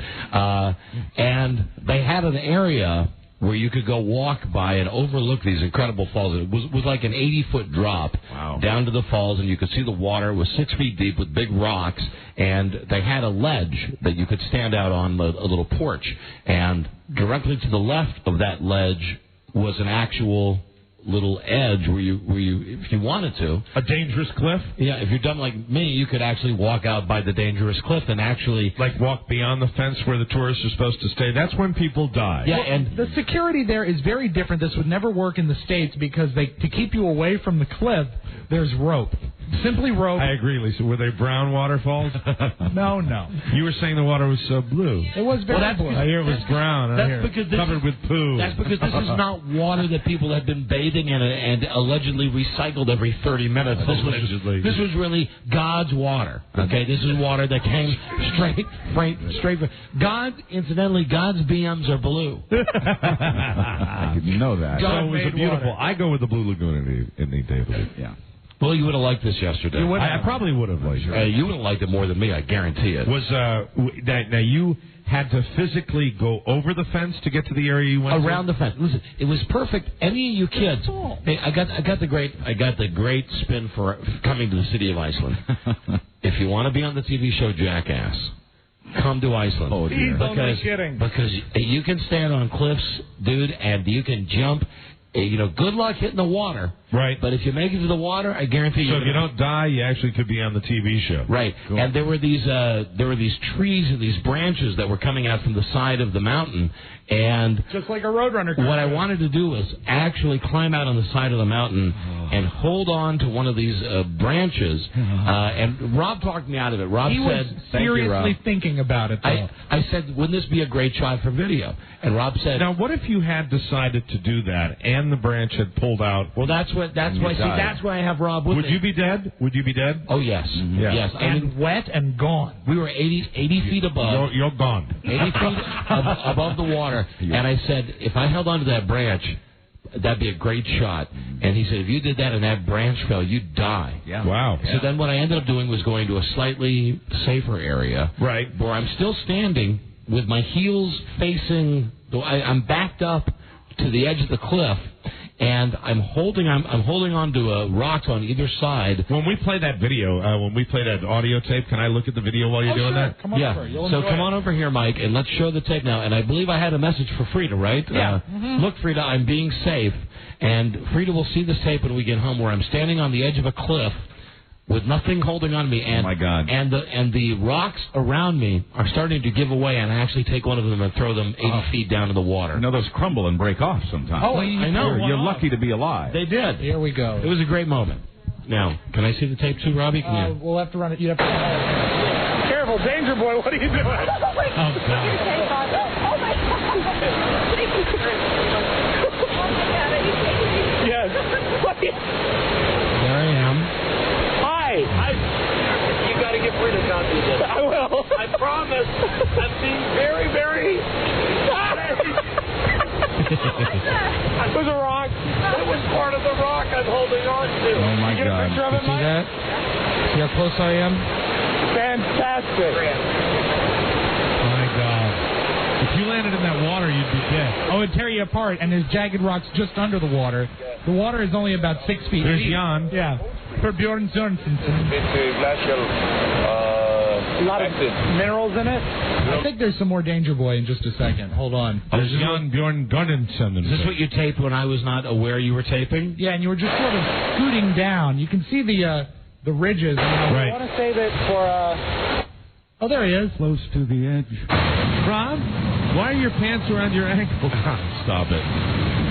The water will just wear away. Now, I can't see this. What are you guys looking at? Donna's just sitting there. This is just you pensively contemplating looks like you're enjoying the view. I am. And you're going around the fence. You can see it there. You can see Don prowling around. There he goes, like in direct violation of where he should be. There he is, like 10 feet inside the fence line. Look at him, closer. Walking up to the edge. This is more danger, but Jesus, this would have driven me nuts if I was there. And I didn't know Rob. I did not know Rob was taping this. Now he sat on the edge. Now there's a great shot of the falls. It really looks like it's rushing down. And I am is really the angle really dramatic? Oh yes. Yeah. Oh my it's God. a steep angle, and I'm sitting on the edge of a rock. Think of Tom Cruise in Mission Impossible when he's hanging on the edge of that rock. And as blue can be. And also, you've already proven to us that these rocks crumble. They're not like granite; they're lava. Had you no fear? And it was great. It was very serene. It's Death Wish Boy. Wow. Anyway, I found it to be very serene. It was awesome. Sure. Then I scooted down to this area where I was by myself, and then when Rob started yelling at me, "What are you doing?" I said, "I finally found a place that I like." Sitting right on the very edge of this cliff, looking at the water. And we ended there with a very nice moment, and it doesn't pick up because of the sound of the rushing water. Is we yelled across the falls to some tourists, "Hello!" And they waved, and Don screamed, "Wave at us if you're gay." So we get back. Let's go to 12:13. 12:13. Okay. Because part of the thing with this guy Jan, our driver, was that he said if we had had time for the entire tour, if we had gone on the snow, what do you call them? Scooters. Snow scooters. The snow scooters. That when we stopped to have the egg sandwiches that he brought for lunch. How were they? You've made reference to those a couple of times. Let me just say, eggy. I didn't eat it. I had an apple. They were good. You liked it? There was like a honey mustard and sliced egg and lettuce. So what his plan was, he had a big guitar case. He was telling us the whole way up that he is the Iceland version of James Taylor. Has he recorded? No. He said, sadly. He said, what I will do is we will have our sandwiches, and you will have your lunch and your beverages, and then I will sing for you. Right. And I am like the James Taylor of Iceland. Well, I managed when you guys got back to the hotel, I was staggering off the elevator and happened to, at that very moment, bump into Rob and who else was there? Don't you even remember Michelle and Mike? And Mike and this guy Jan and Rob, and even in the fact that I hadn't been with him all day, Rob said, he's going to sing for us up in the lounge. And I went, oh. Hey, Michelle, before we hear him sing, come over here for a second. Because now Michelle was out with you guys the night before. And right? She was in a bad way. We didn't even talk about... She wins the award for posting in the worst conditions. You have to know that when he drove us in these glaciers, that we drove... So you want to talk about off-road. I told Rob that my SUV would have fallen apart. Any American SUV would have fallen apart where we were driving on rock. We didn't comment on the SUVs here, and we should because it's something significant. You see the way the SUVs are tricked out here. Yeah. They have tires, gigantic tires that I've never seen in the States. I'd love to get me some of them. We had it was a regular Ford Econoline van, like a 10-passenger van. 3 times when we were in the glacier, he hit a bump big enough that I hit my head on the ceiling. Wow. And keep in mind, that's a lot of pressure to throw that much weight that high. There was no road. We were driving on rocks, and at one point, we got into this area by the glaciers, and the big sign that said impassable. Even we could read that. Right. And he just went around it. And he said, I heard yesterday that it was okay. How do they not blow the tires out on that kind of terrain? Constantly adjusted the air pressure. Let some air out. He was constantly letting air out. Mm-hmm. So Michelle was hungover out of her mind. Michelle, how did you not... You got to pick it up. Thank you. How did you not throw up yesterday when Jan was driving over those rocks? Yeah, I don't know. That's Michelle, everyone. And what about the sexual tension between you and Jan? See, I didn't notice this. Right. Yeah, you didn't notice. You didn't notice that he almost drove off the road when we were by the glacier. No, I didn't. Because he was staring at your heaving bosom. I didn't notice that until you told me at dinner. There is a much smoother road, but we have decided to take this one for the bouncing bounties. And how many? Hey, Michelle, really? How many times after that joke about if you go over the speed limit, Michelle will have sex with you? How many times did he say, "I'm going to go speeding now"? About 5. We got 1 minute. Let's roll the Icelandic cowboy. Here he is singing. His hit single, I believe. Oh, good. Yes. Ride him, ride him, ride him. Here he is, Jan, our driver. James. And now the music of Jan. Jan, everybody. Okay, I play a couple of... We only got time for one song. one with an English text. It's the Icelandic Cowboy. Here we go. I'm an Icelandic cowboy on my Icelandic pony. I travel around in the west. James Taylor. I know all the ways around Snæfell's Snake. You got a picture of him. He looks like Chuck Norris. My baby stays. I've been to the east and I've been to the west. I've been to the north and the south. People say to me, Don, what did you like best about the city of Iceland? Once I met there an old polar bear. You're hearing it. I found out he had a big mouth. That's why I'm clinging to you, forgotten cowboys, forgotten cowboys of the world. Yeah, baby. Come to Iceland, because it's an Iceland, and you Iceland. shake the shepherd's hand. Iceland. If you come to Iceland, you can join the local band. Woo! There he is. That's Jan, our driver.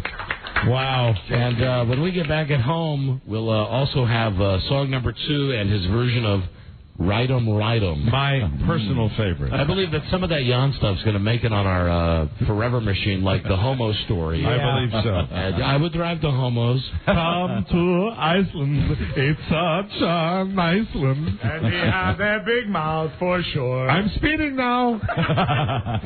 Sex for me. Sex. So anyway, remember, he's not totally Icelandic. He's German. Yeah, he is mainly German. Right. He is mainly German. They seem to find their way everywhere, He don't does they? anything for a glass of whiskey. Speaking of German, the last thing I want to mention before we get to Buzz is last night when we were walking through the town to go to dinner, I'm going to tell you. Rob's heart stopped. Yes. Because Rob spotted a gigantic swastika on a building. It wasn't a swastika. Reversed, actually. It sure was a swastika. It was the reverse of a swastika. They would not have that as a symbol. Lisa, but it Lisa, you took like... our picture by it. I took several pictures. Was it a Are you swastika? going to... It looked pretty much like a swastika. Yeah, well, it looked like one, but it wasn't. I mean, we got the... I don't think... it was pointed the right way. It was not. Yeah, but here's the deal. It will be when you print the picture. We have this discussion. While Rob and Don walked down to this alleged swastika, I was talking to Magnus and apologizing, and then I look at Rob, who ran... He doesn't run often. No. He ran down the street. He was motivated. And Lisa ran to it also. I said, I want to apologize for these people. That's quite all right. We've all taken turns being the ugly American. That was the moment right there. You know, it's like we're going to this wonderful restaurant in the middle of Reykjavik. Hey, look, it looks like a swastika. It really does. Run to get a picture. I ran. It really does. I ran so far away. I'm going to put that in my scrapbook, and I'm going to put the picture of me on the cliff of my scrapbook. We're making memories, though. Yeah. Sure. Listen, he's here. Why not? Let's go to Buzz with the news. I would tease this a little bit. I think I know what the lead story is. In Iceland. Whoever this guy is singing, he's not as good as Jan. No, not at all. Oh ho. I know the lead story. It's about the new king of Iceland. The city. Not a king. The king of Iceland. City of Iceland? Yeah. It's our way of making the news a little more Icelandic. And here's the intro. Here you go. It's time for Buzz. In a world where owning a radio was strictly forbidden, one man found a way to bring good news to his people. There he is. It's me. He made it up. You saw that last night, Buzz. What was that on that bank? I thought it was a backward. It looked like a swastika, only I thought it was pointing the other way. It was gigantic, and it's not like... Listen, see, the one thing I don't want the wrong impression to be given. It's not like it was something that was... You could see on a wall, like, sometimes they say, well, you see a picture of Jesus on a dollar bill or in a sand or something. I mean, this thing is gigantic in the top of this building. It was a shipping company, and then they built that in the 1800s, so long before it was used for evil. Right. And you're no, Rob? Originally, it was a symbol of good luck. Stop it. It was. And then it turned bad. It did. It was good when it began. What is your lead story, Buzz? When in Reykjavik, Iceland elects a prime minister. King of the city. No, it's not a city. It's not a king. Stay tuned, everybody. Stay tuned for news and comments. Coming up on the Don and Mike Show. Don and Mike Show, live from Iceland. That was very... Pretty professional. This is the Don and Mike Show. What's the word from Planet Crackpot? The Don and Mike Show. They soothe your chapped ass. Don and Mike.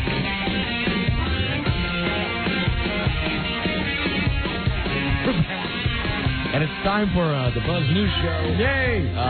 The Iceland version, brought to you by Verimax Sexual Pleasure and Performance Enhancer. As you know... Someone called for a doctor? It's doctor-developed and clinically tested. Verimax works. Someone called for a doctor? Get it at Rite Aid, GNC, and other select retailers. Try it today. Verimax, 1-888-TRY... VMAX. Cool bean. Nice being over here in Iceland, and, don't get the wrong impression with what I was saying. It's a great place. Great city. You hate being a tourist. I also hate being a shill. Even though we're here on their dime, I don't want to be like, hey, come on over here. It's great. I don't mind. It's but okay. It is great. It's okay. It's a good vacation. It's incredible. It's okay. Really, you go to West Virginia, you get the same thing. And the great news is everybody speaks the language. Here now is Buzz, and as it turns out, you guys, because it's light all the time, after the show, it's very late here, but it's still light. As it turns out, now this is a coincidence, Rob. Nothing we planned. Everybody, I believe, is going horse riding, except you and I. Precisely. We're going to the mall. What? Because you asked him to go to the mall. Would you rather go horseback riding? Don't do this for me. No, I wouldn't. Who am I kidding? Horseback riding? I'll need a sports bra. Okay. So once again, it'll just be us. It's a wacky happenstance. And he's being sincere. Yeah. As am I. He's being sincere. I mean, he would like to go horseback riding, but he would much rather spend time with you, Lisa. What, Lisa? Lisa, come on, make that. I F Rob all the time. Oh, that's going to be isolated now. Always. And Rob F's me. Thank you. Always. Flag it. Look, as I look out now, there's a giant boat going out to sea. That's amazing. We sit here and you don't see that anywhere in America. You ever been to the Inner Harbor in Baltimore? Yes, I have. Listen, I'm sorry. I just don't want to be a shill. It's an Icelandic. I know, but you're forcing not being a shill, because I think deep in your heart, you love it here in Iceland. Listen, I could never live here. They got 3 TV channels. That's right. They got Channel 1, Channel 2, and Channel 3. That's right. And Channel 1 and Channel 2 just show videos. But don't worry about it, because you've got Channel Rob 24 hours a day. Hello, tune me in. Channel 666. Now, listen, here's Buzz with news. Now, we were all very excited. Saturday night here in the city of Iceland, they had their election for the King of Iceland. Country, no, it's Prime Minister. And as I understand, there were a couple of candidates. There was Kingfish, King Kong, and Crab, King Crab, and also Creole, King Creole. Where did Crimson come in? King Crimson. And Size. And King Size. Yes. Who won the election to be the king of the city? Yeah, let me try to straighten this out. Iceland now has Europe's longest-serving prime minister, David Oddsson. Would you like a play, Buzz? No, I'm fine. David Oddsson of the Conservative Independence Party remains in power even after a dozen years. You ever wonder if he, lays a loogie out before the news starts? How many times has that happened in a week. He gets phlegm an awful lot around this time But of it's the show. at the beginning, and then he doesn't have any phlegm for the rest of the newscast. But inevitably, when we go to Buzz, it's at the very... It's the nerves. Do you know it's there? Do you know it's there? No, it surprises me, but what happens is I mostly just say, yeah, during the show, and then suddenly it's news time and time to do entire sentences. That's where I run into trouble. Here's a hint. Yeah? I'll try that. Very good. Anyway, David Hodgson of the Conservative Independence Party, still in power even after a dozen years, but it was the narrowest of re-election victories, beating a left-leaning Social Alliance candidate who would have been Iceland's first female prime minister. And that's the answer to your question. Well, that ought to make you happy. The king of the city. I got into that with the driver yesterday, too. You didn't hear that on the tape. No. When he was, I said, how could you elect a woman?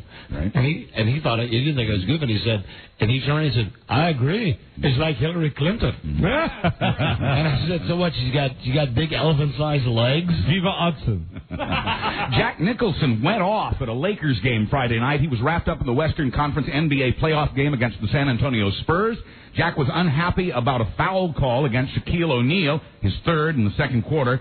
Jack stepped right out onto the court and yelled at the official. He was asked to return to his seat. Jack's quoted as saying, I pay a lot of money for this seat. This is the NBA, and you can't tell me to sit down. I would love to see that. Wacky. Sit your ass down. You're full of crap. Here's Jackie. You know, when we were watching TV yesterday, and not Rob and I just meant generally watching TV, but I was calling. One was watching TV. I called everybody to see if they were watching the channel I was watching. Right. Was Rob watching the channel you were watching? No, but Charlie was. Oh, good. Okay. It was. They call it handball. Now they play team handball. They play it. Yes, they play it on a basketball court, and it's a hybrid of basketball, soccer, and lacrosse. I haven't had a chance to see it, but it's supposed to be fascinating. The ball is about a quarter of the size of our basketball, but it's like basketball. You got to bounce it while you're walking, or else you're traveling. You pass it to guys, and there's a big ass goalie net, and you got to get as close as you can and throw it in the net. You can throw it? Yeah, that's the only way. You don't use your feet. It's all with your hands, and these guys don't wear any pads, so they're checking each other, and they check and knock each other down like lacrosse. Yeah, but it's played on a hardboard court. That is amazing. Well, they call it handball? What is it, Rob? What is it, Charlie? Charlie, that's Rob. Hi, Charlie. What? Slam ball, maybe. Like similar to slam ball, is it? Similar to. Thanks, Charlie. Thanks for bringing that up. No slam trampolines. Ball. Yeah, there are no trampolines. Couldn't be slam ball. Without the tram. Anyway, it's like the most retarded sport I've ever seen, but apparently here it's the number one popular sport. Very big. It's the thing. Yeah. The officials were so shaken by Jack Nicholson stepping out onto the court Friday. Security had a meeting about the incident at halftime. They alerted the crew to be ready just in case anything else happened. Nothing else did. Jack is so mellow. They freaked out that he went off on something. They really want to protest. Diane Cannon should just unspread her legs one night. She gave him a high five for what he did. She was proud of Jack. Was she right in back of him? Yeah, they sit together in those expensive seats. All she's got to do is just uncross her legs and let that odor come out. What's even more interesting than reality TV? What shoots out of that cannon? Oh, no. Real life. Blood. Real life is apparently more interesting than reality TV. One of the stars of an upcoming show on Fox has been arrested on a felony charge of heroin possession.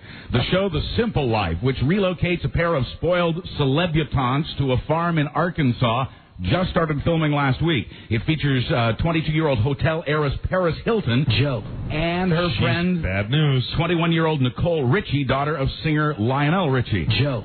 But Nicole has been arrested by sheriff's deputies in Malibu. She was hit with a misdemeanor charge of driving with a suspended license and a felony heroin charge. Hello.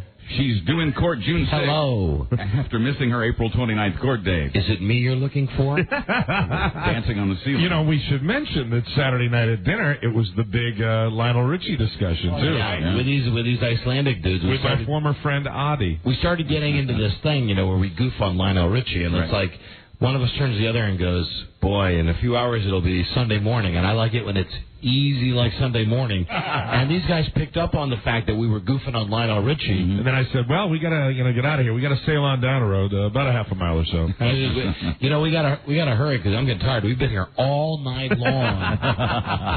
And one of them actually was a step ahead of us.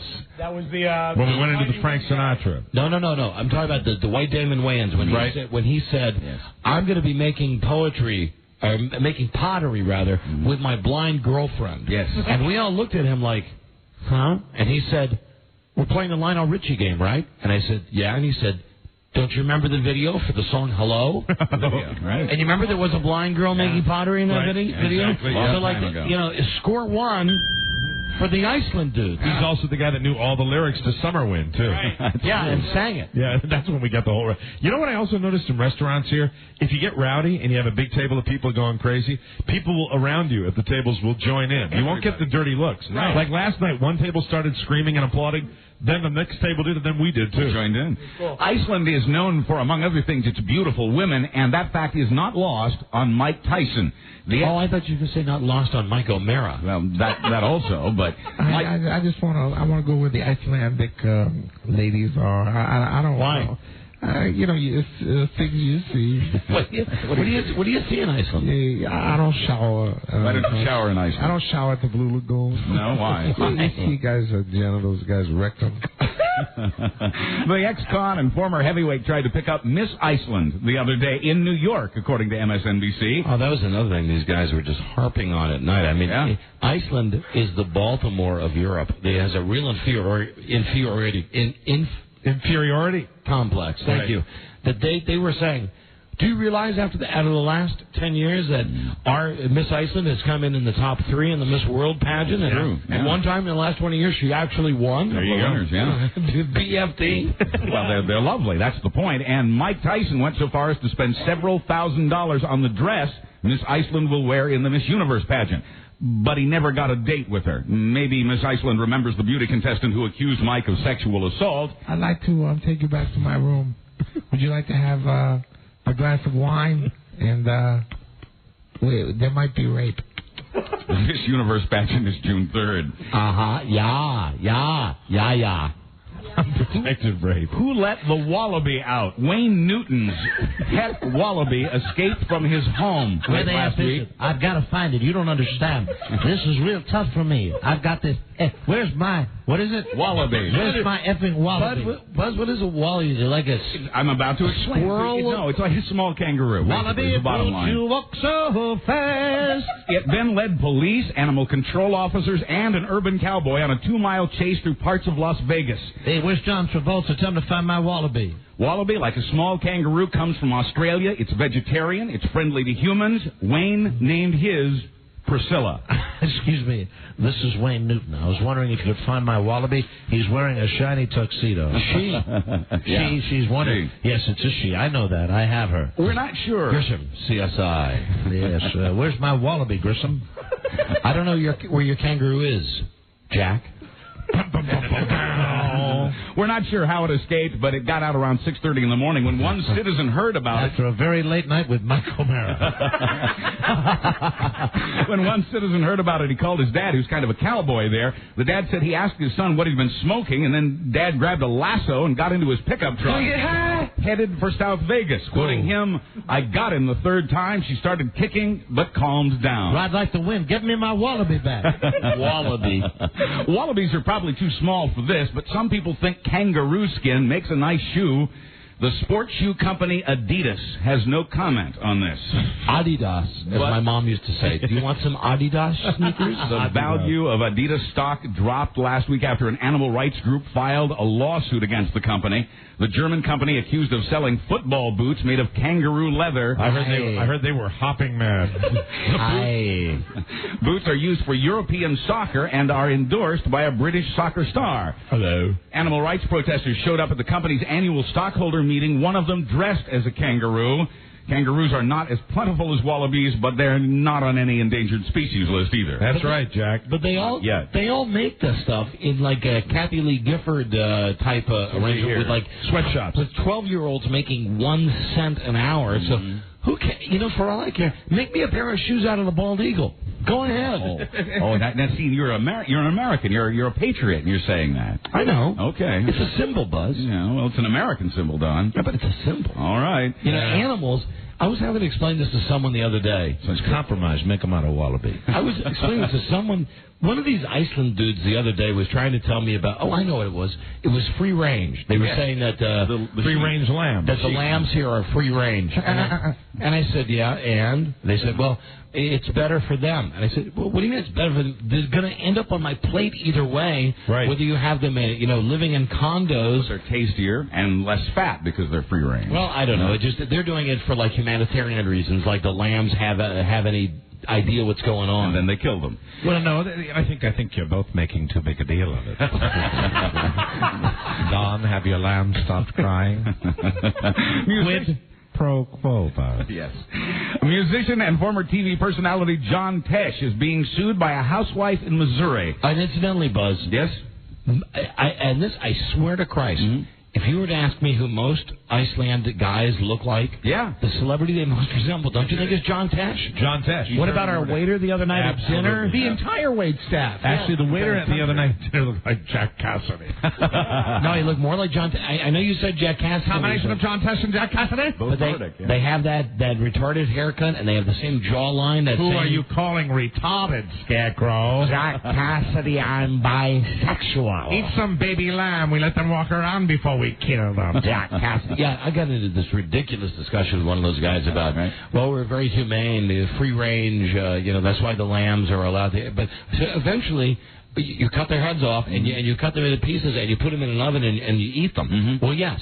But until then, they live in the high life. Yeah. On the range, free. Like they know. Makes them taste better. Like they know. No, it doesn't. This Missouri housewife who's suing John Tesh says he took a September 11th tribute that she had written and that he included it without credit on a Christmas CD he put out last year. The woman who is pregnant with her third child says Tesh got the poem she'd written off the internet. What an effing jerk. She writes poetry when she's not homeschooling her kids. And this one she copyrighted back in January of last year. Tesh says he got the poem from his wife, Connie Selica. F. Tesh. He reportedly offered to pay the author some royalties, but refused to pay a $5,000 licensing fee, and off they go to court. Isn't it great to swim in a pond? Isn't it great to be nice and blonde? I'm stuck on this free range thing, because my wife is nuts about that, too, at home. And she got that way once when we were driving up Route 50, and we saw one of the big Purdue farms, a chicken truck. Yeah. And she was saying, oh, how sad for those chickens that their existence is they live and then they go in these little cages. And I said, and yes, and then they end up on our plates. You've obviously never eaten a free-range hot dog. I know you had one at BWI, didn't you? That Lucky Dog? Lucky Dog, best I've ever had, because they let them walk around before they boil them. Well, it had been outdoors. I need, and I said this one to you proved to me how it makes it taste better if you let them live in condos before you cut their heads off and slice them up and put them in the oven. Yeah, there's a whole culture of free-range foods, and the free-range asparagus is absolutely the best. Yes, they move too. Yes. Rosie O'Donnell is back in the magazine business, kind of. Her own magazine, yes, she's free-range. Her own magazine lasted only about 18 months. She was squeezed out by the publisher, who she says squeeze one out right now. She says the old publisher was squelching her editorial voice. But starting this week, she'll be writing a regular column in someone else's magazine, a gay and lesbian monthly known as The Advocate. Dikey and a likey. Yeah. In her first column, she writes about how fame has robbed her of her yellow. I think she's got plenty of brown. This is yellow, is what she calls her energy and happiness. That's her yellow. Then she sat down and ate an entire wallaby. But it was a free-range wallaby. But it was Wayne Newton's. It tasted good. Let it run around. Yeah. Quoting the column, as I became bigger and sadder, starved for yellow, I filled my craving with food. What's yellow? That's her power. That's just that's her energy. I'm sorry, I was thinking about my wallaby joke that Rob wrote for me. Rosie says as she became bigger and sadder, starved for yellow, I filled my craving with food, getting madder at my expanding girth and my inability to make more yellow. Remember, I think she can make plenty of yellow. I think she can make more brown. Yeah. Remember, if it's yellow, be mellow. If it's brown, flush it down. Hey, Buzz? Yes. What is yellow? What are you talking about? It's her energy and her happiness. I was kidding. I was listening. I was listening. Thank you for making him recap. Now I know what it is. What a bunch of BS that is. Yeah, I'm kidding. Granted. Are we okay, or? Yeah, we're fine. Keep going. Carry on. A guy hired. My wayward son. A guy hired by Demi Moore to manage her ranch in Idaho says she tried to seduce him and fired him when he turned her down. Oh, F him. You know, she is still a real. And what is it? Someone said to her recently. It was on the show. It wasn't POA. It was P of A. P of A. She is really a P of A. If you've seen the ad for the new Charlie's Angels movie, POA. She is the bad lady in that. Right. Let's hear about this jerk that's suing her. Well, quoting this guy, there are questions about this guy. And quoting him, who was once Hugh Hefner's butler. I was on the floor trying to get into a cabinet when she began lightly stroking my neck in a very sensual way. Baby. He says she then lured him to a love seat and began caressing the inside of his left leg. Quoting again, she thinks she can turn on her sexual powers and get whatever she wants from any man. He's filed a complaint with the State Human Rights Commission. What's the guy's name? Jeremy Coleman? No, last name Bass. I think he's related to Lance. I'm not sure. Marty. He wants damages of at least $200,000. Oh, screw you. Hey, Buzz. Yes? Did she want to steal his yellow? Probably. And some other colors. He sounds like a real ween. Moore is countersuing, accusing Bass of violating the confidentiality agreement that he had signed. Hey, there you go. Go for it, Demi. Yeah. We got a break here, Buzz. Very good. And we'll be right back. I'm so horny. I know you are. And I'm rooting for Demi Moore. We'll be right back. This is the Don and Mike Show. Gosh, I hate to interrupt. It's all been so incredibly fascinating and entertaining and instructive. Really, the time has just flown by. The Don and Mike Show. God damn it. The Don and Mike Show. Sometimes a babe needs something to keep you cool. Because I'm yellow. I'm glad. I'm yellow. That's your energy and your happiness. It's all been so exciting. We're in Iceland. Now, I know a lot of people live and die by our schedules. Of course. So we want to tell you that it's not as easy as you might think. We're done with the show at 7 p.m., 11 p.m. Iceland time. They don't have a 12 midnight flight for us to leave to come back home. As a matter of fact, the way I understand it, we are on a plane leaving Iceland tomorrow at 4:45. Yeah, Rubes. They got like one flight going in and one flight going out every day. So tomorrow, unfortunately, for you guys, will be a travel day for us. So we'll be back live on Wednesday. So I've announced that so that when we get back, no whining. No one will be mad at us. Because if you do, you're gone. You're gone. And now once again, here's Buzz. Oh, we should also say, Buzz, just how great Iceland Air is and how nice the people from Iceland Air have been, and just a wonderful treatment. I've never been in a nicer city country than Iceland. And let's hear it for Mr. Kwong, who is officially voted the king of Iceland. If you got zits, come over here. They'll go away. Yeah. Get in the Brown Lagoon. Blue Lagoon. Blue. They're going to steal that as a motto. If you have this, they'll go away. Yeah. Anyway, they're gone. They've been very nice, and we want to thank them very much. We'd like to come back again sometime. Yes. What are you shaking your head for, Rob? Kidding, come on, you and I have had a good time, pal. Yeah. A swastika. I'd love to come back. I would too. With you. I really would. Oh, now you've hurt my feelings. Ass. Oh, now you see. Now jealousy. It's all about jealousy. The green monster. It is ugly. Yeah. Green-eyed monster. I'm kidding. There's enough of him to share. There you go. Tell me about it. Ed McMahon, our most famous second banana. I'll drink to that. Our most Sorry, famous. that was a little loud. I'm sorry about that. I'll drink to that. There you go. Ed's doing something next week he hasn't done since Johnny Carson retired. Had a solid bowel movement? No, he's co-hosting a late-night talk show. With who? He'll sidekick with Jimmy Kimmel. Quoting Ed. That should be good, huh? Train wreck? No, but I dig it. If I'm Jimmy Kimmel, I do the same thing. Quoting Ed, I think people are going to want to know what Ed McMahon looks like. Oh, is that Ed speaking of himself in third person? It is indeed. Yeah. And he continues, being as they haven't seen me maybe for a while, and they want to see me in that role again. McMahon says it'll be an easy gig. His rule, be there when the host needs you, be out of the way when he doesn't. Quoting him, that's the secret to being a good second banana. That is so Hank, isn't it? It is. That is so Hank. Think he'll smell like stool? I wouldn't be surprised. Ed. But if you were Jimmy Kimmel, you're doing the show, somebody says, hey, we can get Ed McMahon to actually be your sidekick. Kingsley. I bet Johnny's pissed. I don't think so. I think that who cares anymore. Yeah, I think Ed was on the Arsenio Hall show when Arsenio had a show. He was on one night. Maybe Johnny's mad because it's Jimmy Kimmel. But he's going to be the regular sidekick, right? No, just for that week. Oh, for that week. Co-host every week. Speaking of late night TV, this is a nice segue because I want to make a statement here. Just very briefly. I want to tell you. You wonder what Rob and I talk about when we're alone, when we're not talking about? Do we ever? Yeah, okay. Here's something that I've just been talking his ear off about. Being as there's only 3 TV channels in Iceland. Okay. Like last night, unless I wanted to watch the same DMX or Bananarama video, because they run videos on 2 channels. On one channel, they have some American shows. They run Jay Leno.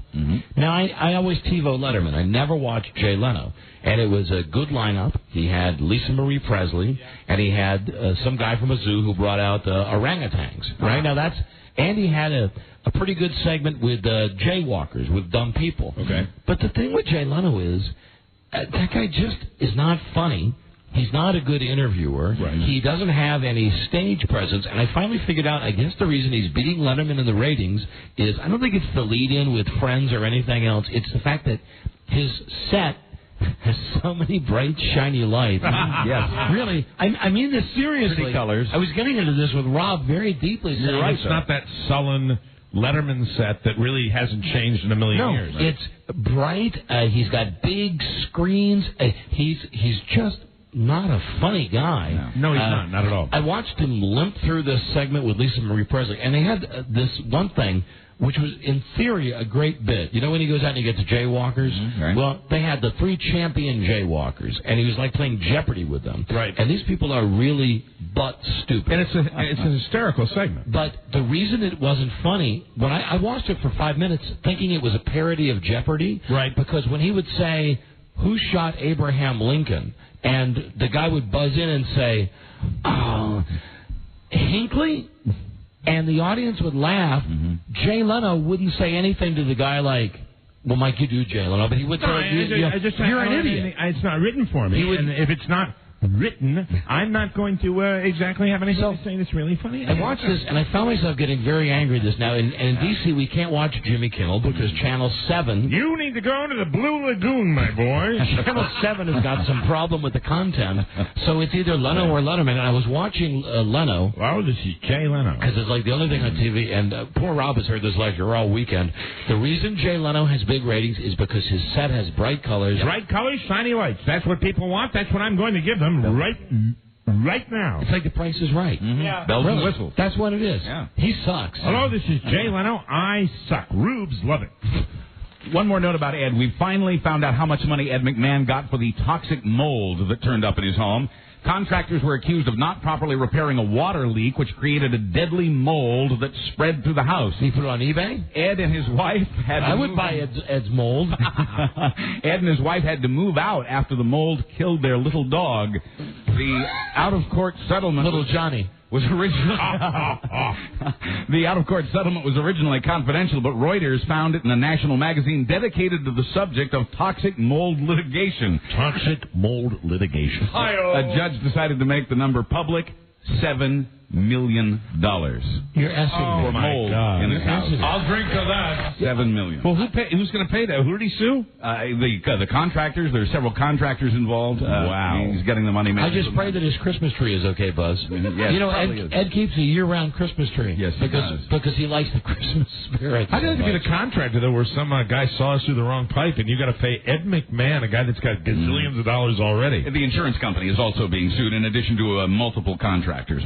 I bet Ed doesn't have gazillions of dollars. You think he spent it? I think he drank it. Drink it down. I can relate. Got to see the Conan O'Brien show Thursday night. It'll be done in claymation, the same technique used to make Celebrity Deathmatch and Wallace and Gromit. Now that's good. See, that wouldn't work on Jay Leno, but no bright lights. You got to figure out the premise there. The episode has been in production for months. It's a recreation of an original live-action episode that aired last October. The guests are Johnny Knoxville, Richard Lewis, David Bowie, and Mr. T. I'm doing a little claymation in my underpants right now. I'm sure. Hey, that's 2 of us. Quoting Conan, this may be brown time. Quoting Conan, this may be the best show we've ever done in clay. Jane Pauley. Okay. Yeah. Jane Pauley. Hag. Oh, I thought we were playing a word association game. That's coming up. Jane Pauley makes her last regular network TV appearance tomorrow night. 10 years too late. She started on NBC's Today Show in 1978, spent 25 years there. Young hag. In 1992, she moved to Dateline NBC, and that's where she'll make her last Stone Phillips tool regular appearance tomorrow night. A lot of the show will look back on her time at the network, and that will include appearances by her old Today Show buddies, including Gene Shalit, Willard Scott, and Bryant Gumbel. Hey, what if Bono married Jane Pauley? You know what he'd be? What? Monopoly. I'm sorry. What was her name again? Jane Pauley. Feminine odor. An aging musician. Hi, this is Jane Pauley. NBC Dateline. Smell me. Oh! Smell my feminine odor like Diane Cannon at the Lakers game. An aging musician performed in an ancient venue over the weekend. Paul McCartney played the Roman Colosseum Saturday night, where gladiators once fought. He did not. He was at dinner with us, and then he ignored me later. The tickets were auctioned online, with the profits going to the preservation of the Colosseum and one of McCartney's favorite causes, Adopt a Minefield. McCartney performed the Beatles classics in an hour-and-a-half show. The show was mostly acoustic so as not to disturb the Pope. He made it through All My Loving. Hey, turn that down, dude. Made it through that yesterday. You don't like that, do you, Your Holiness? What's the music you'd like to hear? You don't like Paul McCartney? I like Busta Rhymes. I like Jay-Z. Or as you say, J2. How about 50 Cent? Love him. And I love Three Doors Down. Hey, turn that crap off. Do some wings. Hey, have your wife take her leg off for me, huh? This is the Pope saying, come to Iceland. It's a great city. Paul made it through All My Loving yesterday in Blackbird, but he stumbled through Eleanor Rigby. Quoting Paul, I've done it again. I wrote this song, and I always forget the words. Eminem doesn't mind making fun of himself, but he's not about to let Weird Al Yankovic do it. Al wanted to turn M's Oscar-winning Lose Yourself into a song called Couch Potato. A spokesman for the white rapper says Lose Yourself is a special personal song for Eminem. Hey, nice to see Eminem doesn't have a sense of humor. Real laugh or a fake laugh? Fake, because Al is brilliant. Yes, he is. Quoting Weird Al, it's very disappointing. This could have been my best video ever. Yeah, that's surprising because in Eminem's videos, he does goof on himself a lot, like where he wears the Robin suit. They say it's a very important personal song to Eminem, and he just doesn't feel like anyone. There's always that one thing, too. Yeah. What's that? He's a dumbass. Lose yourself in the music, in the moment. Right. It was a British all-star party. You may want to get out that, I'm stupid. You want to get out that term again. It was a British all-star party that Liza Minnelli threw for her now 50-year-old husband, David Guest, over the weekend. Bob Geldof and the Stones' Bill Wyman were there. Diana Rigg and Tom Jones were there. Quoting Liza, I'm giving this party for David because he... It might as well have been a cemetery plot party. She said, I'm giving this party for David because he is such a wonderful husband and I love him so much. Other guests included Boy George and Neil Tennant of the Pet Shop Boys. Oh, my God. A TV friend of Don and Mike's really starting to move up in the world. Steve Ducey, who co-hosts the morning show on the Fox News Channel, is becoming a bit more of a name. The Fox News Channel was already on its way up in the ratings, and then the Iraqi war hit, driving the numbers even higher. The audience for that morning show also grew from just over 1 million viewers to nearly 2.5 million. You mean that Fox show that's Fox, like beating CBS Fox now, then, right? During the war, they were, W pander. Fox and Friends even starting to threaten the ratings of CBS's The Early Show, even though Fox News is not in as many homes as CBS. The Don and Mike friend Steve Ducey is described as a well-groomed Shaggy from Scooby-Doo, and like me, he hails from Kansas. And I'd have to say, let's be honest, former friend. Former friend? Oh. Former friend. And not because we've had a falling out, just because the more famous he's gotten, the more he forgets that he's our friend. Like, sorry to hear that. Didn't we recently call him to have him be like the celebrity burp or something? And he said, was very courteous about not showing up when we were in New York, and it really all it involved was 20 minutes of his time and a 2-minute cab ride. And then we wanted him one time to be the celebrity burper, and he said, I got to contact the people at Fox and have them clear it for us. Yeah, that made it clear where he is. This is the same guy that used to, if you remember back to Channel 4 when he was like the guy that would stand on the corner and say, what type of mayonnaise do you like? He was the Field Street wacky reporter guy. And we went to a party at his house. It's nice to be important, but it's more... Did you go to that party? Yeah, I did with his piece of a wife. Absolutely. Yeah. In sports, Dr. Say Alonso Mourning's free to resume his NBA career. The 33-year-old center for Miami missed all of last season with a kidney problem. His contract with the Heat expired after that. He becomes a free agent on July 1st. Mike and I are thinking about Steve Ducey's house now and his wife. So we got some stories that we can't tell. That's right. Don't get too big for your britches, Ducey, man. And finally... That's right, Mr. Smarty Pants. We've got some dirt on you, Smarty Pants. There's stuff about you that people might like to know, Mr. Smarty Man. Steve Ducey, Mr. Shaggy from Scooby-Doo. Mm-hmm. Boaters... Squeaky clean. Boaters in Oregon are being asked to stop using the Deschutes River as a toilet. This summer, river rangers will start enforcing a regulation that requires overnight visitors to bring their own portable toilets. See, it's like the Blue Lagoon. Stop it. I knew that's the whole reason that story's in there. No, it's not. Without one, they face a $500 fine. Officials say they want to see a big change in the amount of human waste and toilet paper they find along the side of the river. They say the outhouses fill up at an alarming rate. At the very least, they're requiring campers to bring a bucket. I got to fill up my outhouse right now. I'm Buzz Burbank on the Don and Mike Show. Brown Lagoon. Now listen, that's it. We got to go. Well, we don't have the No, I don't think we do. We don't. We're doing the best we can today. That's right. Listen, we want to thank the good people from Iceland Air. Magnus, in particular, he's been an absolutely wonderful host. Magnus has been fantastic. Also. We want to thank Michelle and, of course, Charlie and Lisa. Soon to be married, they are. And we got to go. Another continent. I'm sorry. Badass. I've been 3 days away from home. Yeah. We'll be back live in the studio on Wednesday, everybody. So don't have a heart attack when we're not there tomorrow just because the flight leaves late. That's it. And thanks for all the hospitality. Mm-hmm. Great city. Come see it if you get a chance. Iceland.